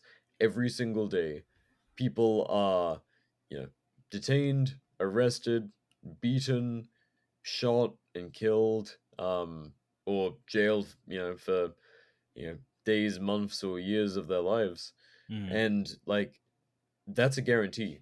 Every single day government exists, for whether it's righteous or not, and it's often both. There's people that need to there needs to be consequence to being a bad person, but at Hmm. the same time, there's you know hundreds of thousands of victimless crimes and plenty more people incarcerated for never hurting anyone but society or the government. Yeah, and I think a lot of people think it was like anarchists were like against police, but that's not it. We're against the monopolization of police. There's no alternative. Like you can't fire your you can't fire the police department. Like so, it's just if you had and I think this example's been used a million times, but any bar you walk into is probably safer than any other government ran place in the world because somebody acts up, bouncers can come and throw you out, Yeah. and yeah, like you can't Or bring a people gun. self-regulate. Yeah, that's a big one too. Um, so I think I've told the story a million times, but where I grew up, the neighbor across the street, he used to be a constable. He had retired, but really great guy. Like, and anytime somebody would pull into my driveway, he'd he'd call my parents or he'd call me, like, hey, there's a car in your driveway. I need to know who this is. Like, do you know who this person is? And if most of the time we did, if we didn't, he'd go across the street and be like, hey, just saw you over there, just wondering what you're doing over here, and that's a form of self-policing, like just a good neighbor. We had people breaking into houses, um, opening up garages in the middle of the night, throwing stuff into like a truck or like a whatever, and driving off. There was a lot of four-wheelers too. Like people would like steal expensive stuff, jump on the four-wheeler and take off. This dude was driving down the street, kind of checking out houses. My dad and the neighbor, this is after I had moved out, but they ended up chasing the guy down the street, asking him some questions, talking to the neighbors, and kind of informing them and being like, hey, like just letting you know, like this dude's, looking suspicious driving on the street, and I'm letting you know. And if something was to happen, like I'm gonna come here and ask you questions and him. And it's people want to live in peace. They don't want that kind of turmoil in their lives. So, it's just that community policing. Like it's absolutely possible. That's the other thing. Like, how many people do you know that actively seek out, like, to be a shithead and to live in chaos and turmoil and, like, wants to be an aggressor? Like, those people, they don't last long in social circles. And Hmm. we're a social animal. You need a network of people to survive to any worthwhile extent. Like, if you're a shitty human being that aggresses against others, the people that just want to live a good, normal, happy, healthy life, Mm-hmm. they're gonna deter or get rid of you one way or another. Yeah. Well, and that's the thing is like we not it, the aggression should be legal to some extent. Like you should be able to punch someone in the face and not go to jail for it, because there's a lot of people who are shitty people because they can get away with it. They like legally you can't punch them in the face and like get away scot free for the most part. Appropriate levels of force. Yeah, it's appropriate levels of force. Like, Like, you're such a chill, nice dude. I could not like imagine you getting to the point where you fucking punch someone. I'm like, yeah, justified.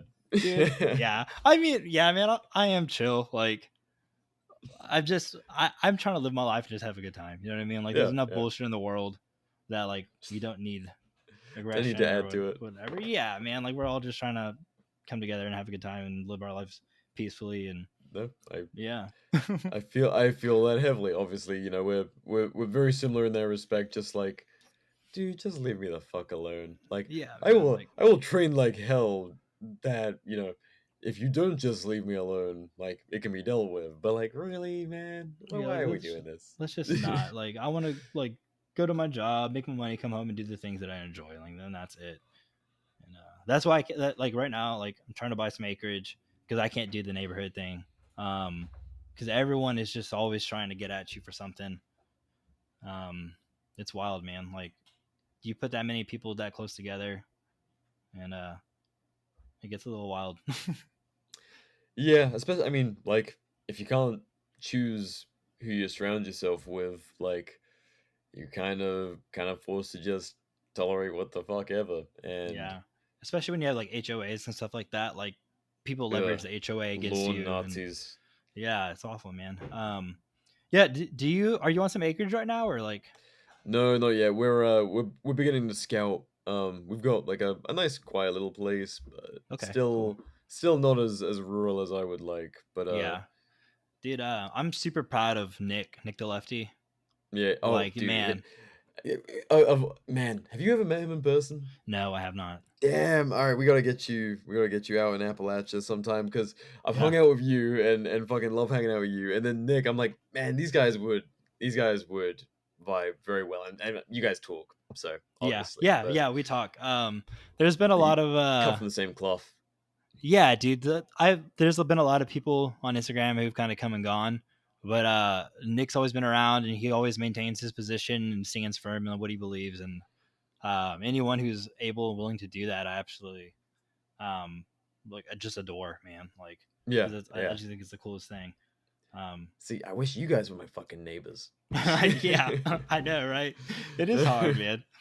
Yeah. Got homies like all over the country, and no one can agree on a climate. So, damn it. Yeah, I know, right?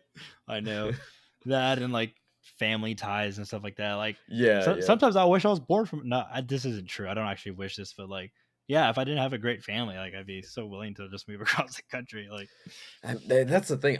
I adore my family. Like I'm very close to my family, and I live thousands of miles away from them just because I'm like, man, I gotta live this lifestyle.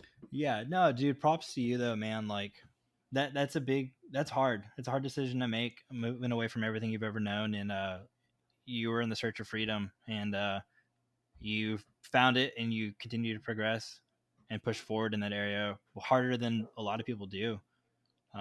So totally hats off to you, man. And No, uh, I appreciate it. yeah, It's one of those things like I don't regret it at all. It's just like, man, I wish the world was a bit smaller. Like if we lived on a Pluto-sized world, happy fucking days. yeah, But that's yeah. not the case. And unfortunately, I live in Texas, where I got to drive like 8 hours just to get out of the state. Like, Oh my god, dude. I drove driving out to where I am in Appalachia now. It was like 3 days of driving from Arizona, and Texas was like, oh my god. Texas was like what? I think it's 10 hours to cross like the top if you go if you're heading through what is it? the Fucking Panhandle. yeah. Oh my The, god. Starting from El Paso and then all the way through yeah, Texas, like dude. the thickest part. It's so brutal, man. Well, I think it's longer than that because I've driven to Big Bend, which is like almost to El Paso, and just in starting in Texas, it took me 12 hours. It's It's unreal, a man. ridiculous state, and like, don't get me wrong, there's parts of Texas I really like, but like West Texas where it's just road and dust and it looks like some Mad Max shit.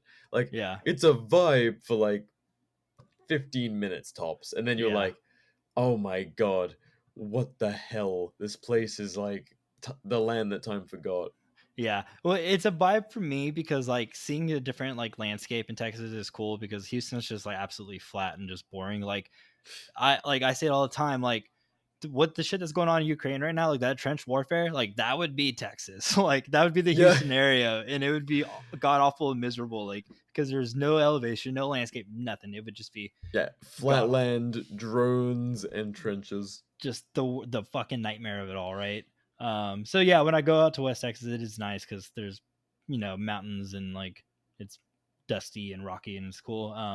And then East Texas, my favorite tree is a pine tree. I love pines, man. I think they're absolutely beautiful. So when we get out to East Texas, it gets piney out there. Mm, So yeah, that would be cool too. But unfortunately, all my family's around like the Houston, Dallas Fort Worth area, so yeah, stuck for now. and But I gotta ask you about some of the training you've been getting up to. Like, I saw you with Strike 17 and then Army of Friends. yeah, Like, so you're doing some cool stuff.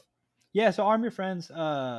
Like that's a lot of like your standard like drills and stuff like that. Which is great because working on like a lot of the fundamentals and stuff like that.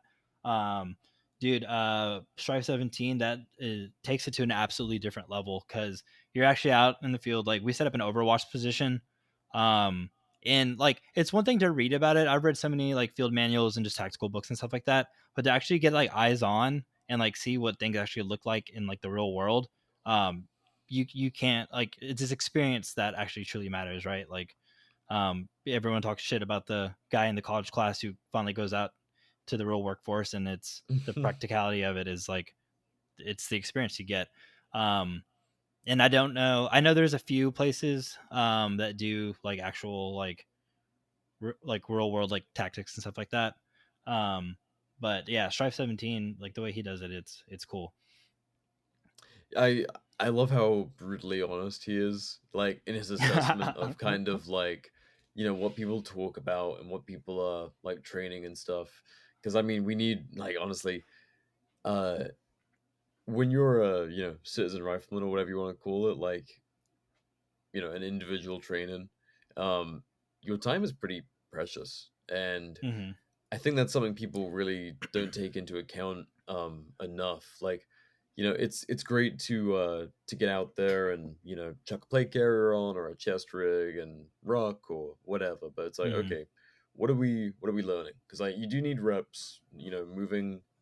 Moving underweight and setting up patrol bases and things like that. And you do need reps. Moving in armor and Hmm. doing all these different things.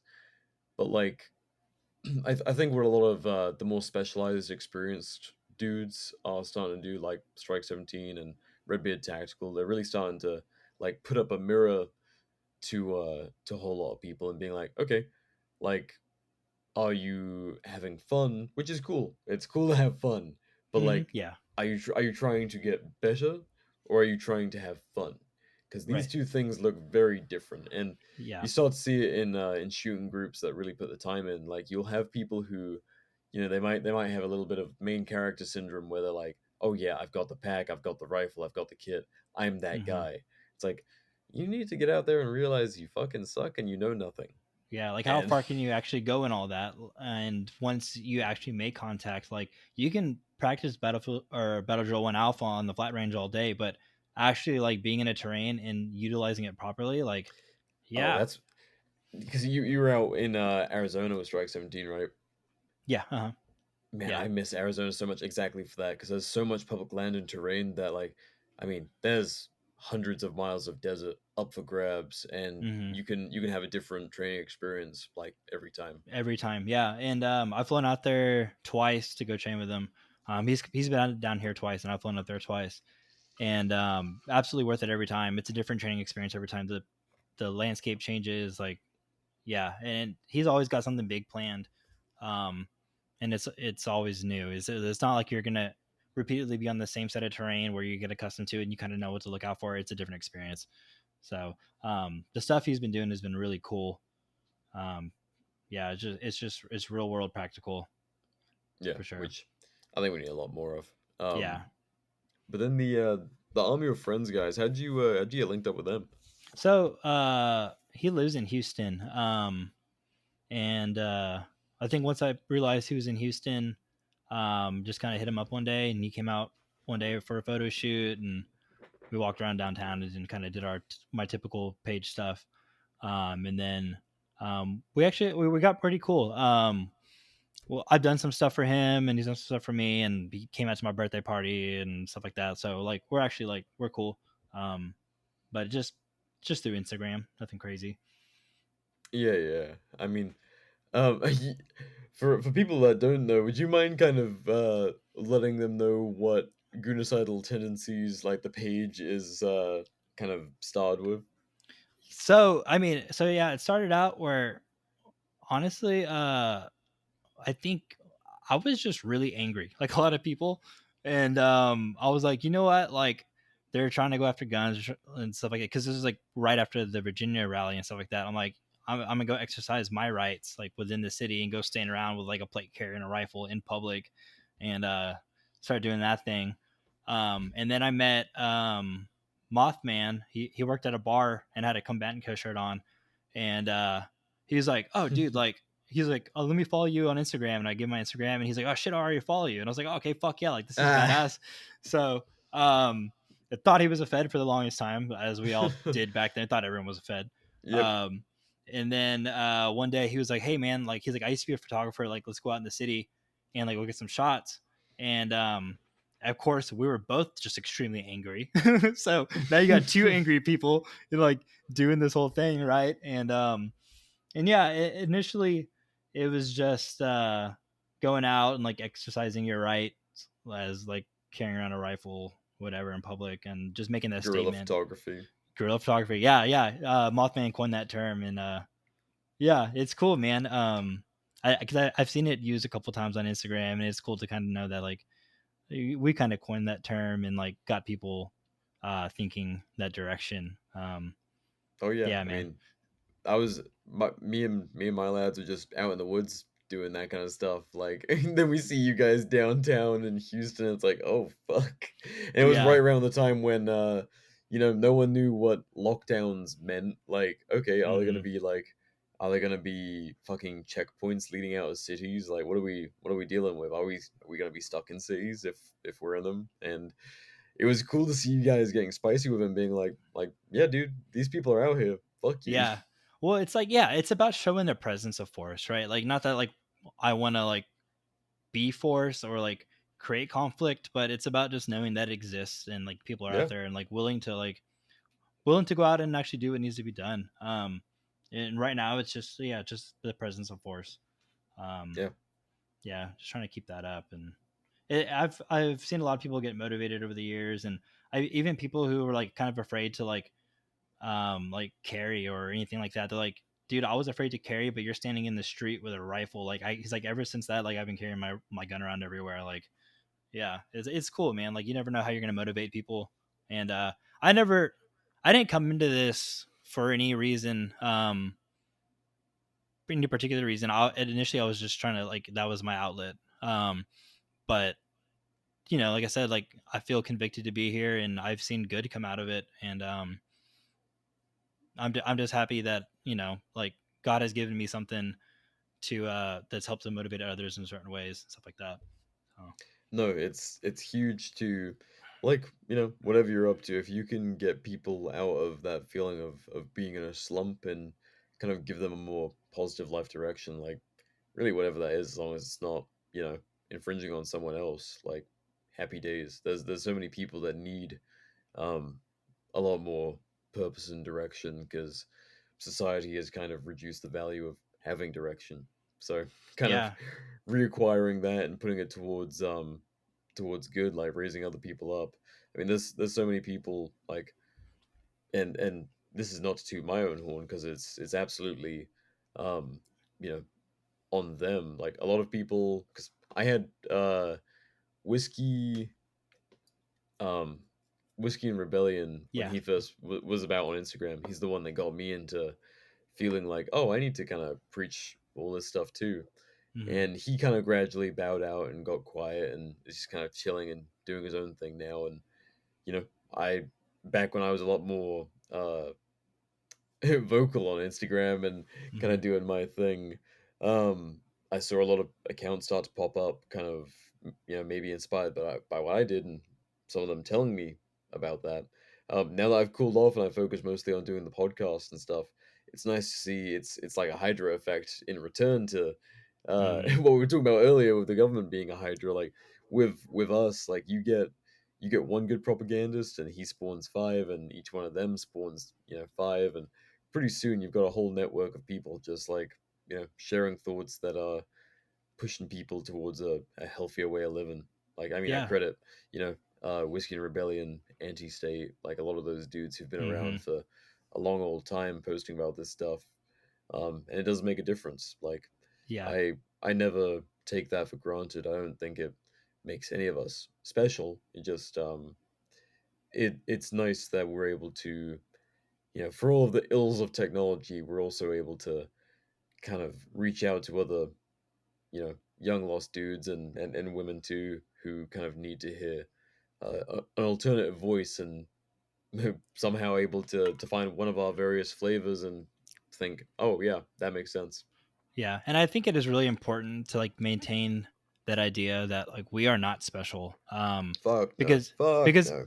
well, because if we were special, then not everybody could do this. But the fact that we are just normal people and we aren't Yeah. special, that means anyone's capable of being objective and having like true self thought and stuff like that, and making their own decisions and doing whatever they feel needs to be done in order to combat the new world order.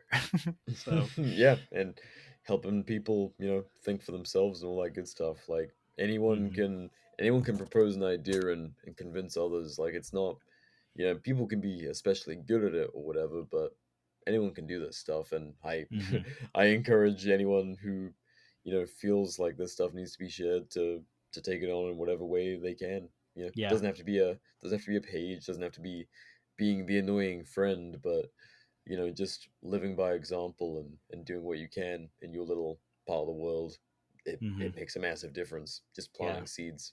yeah, absolutely. Like people don't have to go out and do like they don't have to create podcasts and they don't have to go stand in the middle of the street with a rifle or anything like that. Like you find your niche and you find where you're helpful, and that makes that's another person contributing to this whole thing. Yeah, decentralization, dude. Decentralization, Um, yeah. I'm gonna be stalling. I really should have asked this question at the front, but we're coming up on 2 hours, so I do need to address the Okay.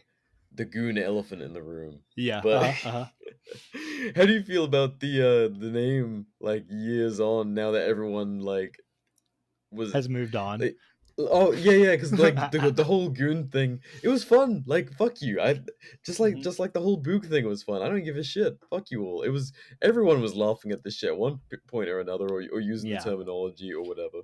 Yeah. I see People so like many. to they like to act like they're too cool for it. It's like, no Yeah. motherfucker, I saw you wearing ski masks. Bro, I saw so the Boog thing gets so much like hate, but that every single person that was like that's talking shit now at some point reposted a Boog meme, Oh, like absolutely. 100%.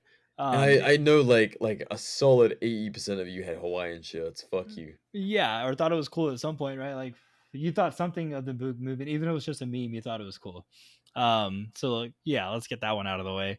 And you know Um, what? For a brief period, it was cool because everyone kind of came together and shouting the government together, and that it was very was cool. it was so cool that the Department of Homeland Security put out a bulletin about it.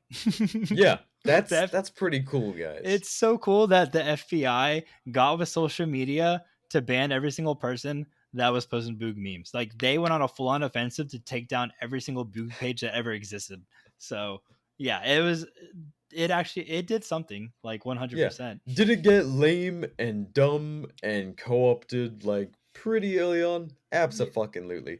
Did yeah. some autistic people drag it on way too long? Of course, Yeah, obviously. but did But it? you know what? It It, had a good period. it made a ripple. Yeah, but yeah. And then as far as the goon culture thing, I think it's comical. I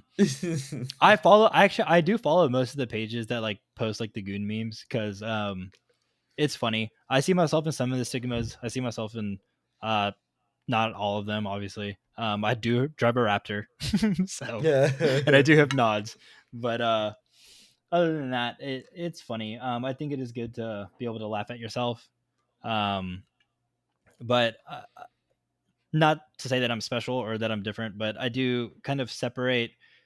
Um, I think now that I kind of progressed and have like matured a little bit, I'm no longer like posting like cool guy stuff. I'm more so just trying to be informative. Um, and I've had people be like, "Well, just change your name." I'm like, "Nah." Like, I feel like that'd be like untrue to myself. Like this all started somewhere, and like Yeah. I'm not gonna like distance myself from it just because other people think it's uncool or whatever. You know? No, you know what? I think of all the people out there who like do the goon thing, it's most funny because I know you're such like a pleasant, thoughtful dude. And then on top of that, like you don't hit your woman, so that's really big. Yeah, yeah. That's I had to I had to drop it in. yeah. So No, dude. so forced. It's funny how like there's like little like small culture things that have come up, like hating women, like thinking that like Nazis are cool, like Hitler was right type shit, and it's just like I do believe that there you should be objective to all things, even if you just test them, um, or detest them. But just because I don't know, it's just asinine to think that like killing millions of people is just was a good thing. So it's just weird. Like I know a lot of it's like edge lord culture, but I don't know, man.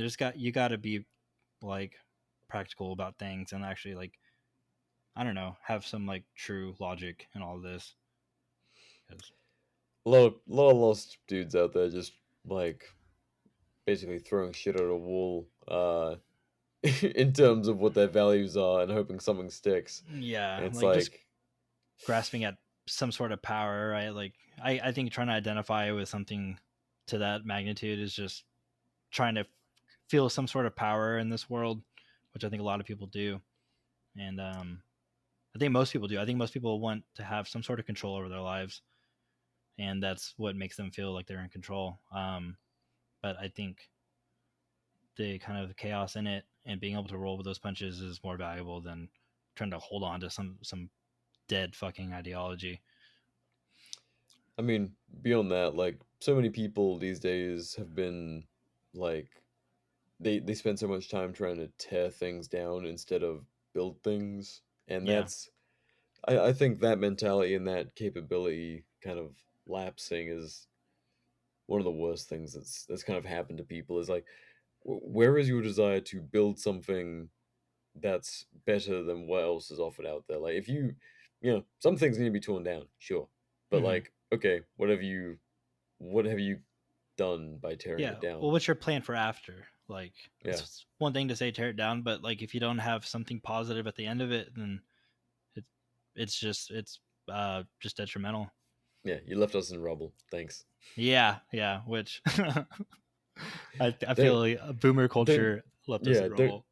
yes. Don't get me wrong. I've rooted for rubble a number of times and Yeah. like Well, the rubble is necessary, but you got to have a plan. You got to have a foundation, and yeah. that I think that's the one thing is like in anarchy, like having those principles and having that foundation, like there only good can come out of it. When you're talking about people working voluntarily together, um, there's no, I don't see any negatives. It's not a utopian. Life would be harder and different for many people in certain areas and aspects. Like just like we were talking about earlier, like putting your homeschooling your kid, like it does put a little bit extra stress on you. Like it's not a utopian idea by any stretch of the imagination, but there's a foundation there for that what we believe to be a better future. Yeah, I mean, can you imagine like I can't because of public schooling, but just I was such an inquisitive kid and it was very much kneecapped by by my public schooling. Like if to have had the upbringing some of these kids we see, these homeschooled kids have, where they're just like, they're so conscious and so like ready to learn from everything around them instead of just Mm-hmm. being like, kind of. Just, I feel like just I feel like I was in a haze during my childhood, because like public school, you're just trying to get once you get to a certain age where you're like school isn't fun anymore. It's just like it's you're waiting for yard time. mm-hmm. Like Yeah. Well, you spend the first 18 years of like the most innocent years of your life you spend in like a prisoner haze. yeah, It's pretty yeah. fucked up. Because I mean, some people go along with it because they want to go to college and get like great degrees and stuff, and like, cool, that you're doing what you got to do. But I think a lot of the people like us, it's like it becomes boring. Like I said earlier, I slept through almost every single class I had, which thank God, because I wasn't indoctrinated to the extent some people were. But yeah, man, it's you kind of just check out. And I think the inquisitive minds, it's like you started asking too many questions in class, the teacher wants you to shut up, because Yes. now I can't teach my curriculum as fast as I need to in order to get you ready for the standardized test they give us at the end of the year, Yeah, hey, quit asking irrelevant questions. We're not here to learn. We're here to Yeah. get through the curriculum and then move on and tick a box, Yeah. okay? I know this is important to you, but it's not important to me. So shut up. And don't get me wrong, there's good teachers here and there trying to do their best, but Yeah, I had some really by good ones. yeah, by God, the system is not on their side. Yeah, my favorite teacher was actually my government teacher, and that was due to the fact that she probably posed more questions than she gave us answers, and That's cool. yeah, that was the one time that I was awake for that class, because I knew I was going to go in that class and I was going to have to think about something and not be told. So, but Well, damn, man, we've hit 2 hours. we're on 2 hours. Yeah, yeah. Um, and I've kept you later than I planned to, thanks to certain people not being able to stay off my damn phone. It's okay. With love. We've both been very malleable trying to get to this point. So No, I'm yeah, just yeah. glad We, we're here. we had a light bit of rescheduling, not as bad as I've had previously. We've both my fault and Nathan's and others. Like sometimes scheduling is a fuck, but Mm-hmm. we figured it out. And no, it's been really good, man, catching up and kind of sharing what you're about and sharing some thoughts on kind of what we're about with the people. Like I feel like I've kind of lapsed in talking about anarchism nearly as much because it's kind of like I've just accepted it so much that it's like, yeah, that's what I'm about. That's how I'm planning to live my life. And over the years, I found less and less need to kind of preach it. Like it's a reality for me. I don't need to Yeah. convince you of it. I also think there comes a point where you've talked about it so much, you're kind of just repeating yourself. And I feel like I'm kind of Oh at yeah, that. dude. Yeah. Yeah, I kind of feel like I'm at that point, and it's a little bit. I I want to talk about things, but I'm like, if I talk about this topic, it's just going to be the same thing that I've said the past 2-3 years. So yeah, I don't. Yeah, I like how both of our girlfriends walked in the room at the same time. They're both like, all right, guys. They're like, babe, it's been 2 hours. Can we go do boyfriend girlfriend stuff now? My guest, his girlfriend is also like, hey, go on. Okay. Oh, you just want the pen? Okay, I see how it is. It's funny. No, that is funny. And they're like, yeah. Well, man, I really appreciate you. I've got one last thing before we get off here, and that is dad advice for the people, as if they are your sons and daughters. Dad advice for the people. My only dad advice is find a way to just be a true individual, right? Like, find what you innately believe and desire, to be true or to be right, and just follow that. Try to find out like what society has implemented in your mind to be true, and find your own truth, and pursue yourself. I'm not saying like be like selfish or like whatever, but just try and find your true sense of being, and find what convicts you. I feel like there's not a lot of that in this world. I feel like most people are just kind of skiing through life like NPCs and zombies, and there's something big. It's easy to Yeah, do. there's something bigger and better out there. And that's really all I gotta say. I feel like I found it here, and that's not to say that everyone should do what we're doing, but find that thing. Yeah. So Hell yeah, man. Well, really appreciate you coming on, dude. And I've been looking forward to sharing what you're about with the people. Where can people find you? so And New World Offensive. yeah, so my Instagram is Goonicidal _tendencies, and instead of 2 O's, it's 2 zeros, and you have to type the entire thing in because I'm shadow banned. It's super easy. There'll be a link in the description. Yeah, and then my brand page is New World Offensive, and it's new. Right now there's some shirts on the site, but I'm really trying to get into like the hard good aspects. Oh, dude, one of the guys at our Idaho meet and greet was wearing one of your shirts. I was like, oh, that's No my buddy, way, dude. Like, just on his back. I promise you. I That's promise so you. cool, dude. He had a BR mask. Shout out to Noah. Okay, no, I think I know what you're talking about. Yeah, dude, that's so cool, man. That makes me super happy.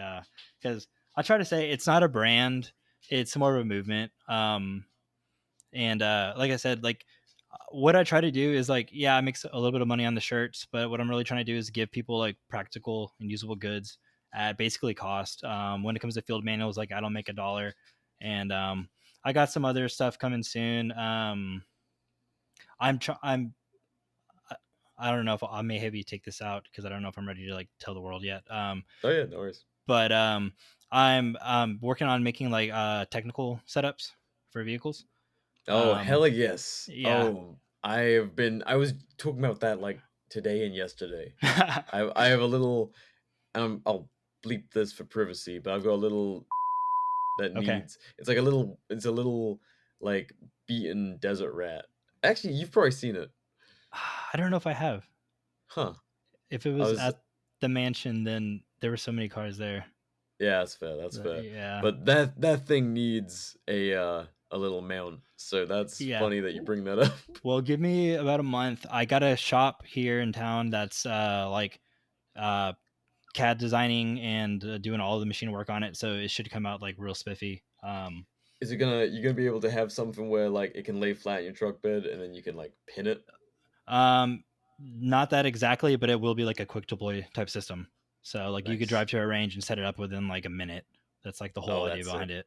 Yeah. Hell yeah. So yeah, that should be good. And like the hard goods will stay on the site.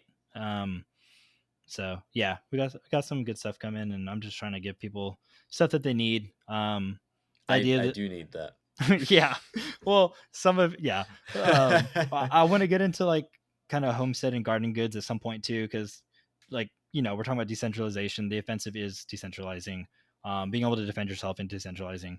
So the more I can like give people those types of things, that's the whole idea behind it.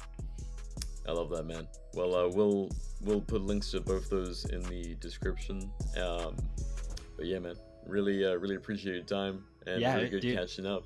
Super good to talk to you and see you again. It's been too long. Hopefully we can, if we can all conglomerate at fucking Nick's place and get together and cause some mischief. That'd be cool. Oh, yeah. If you're ever out our way, let us know, because that'd be a good time. Yeah, that'd be super cool, man. That'd be awesome. So, hell yeah, dude. All right. Alrighty. Well, thank you everyone for listening. Until next time. Okay, bye.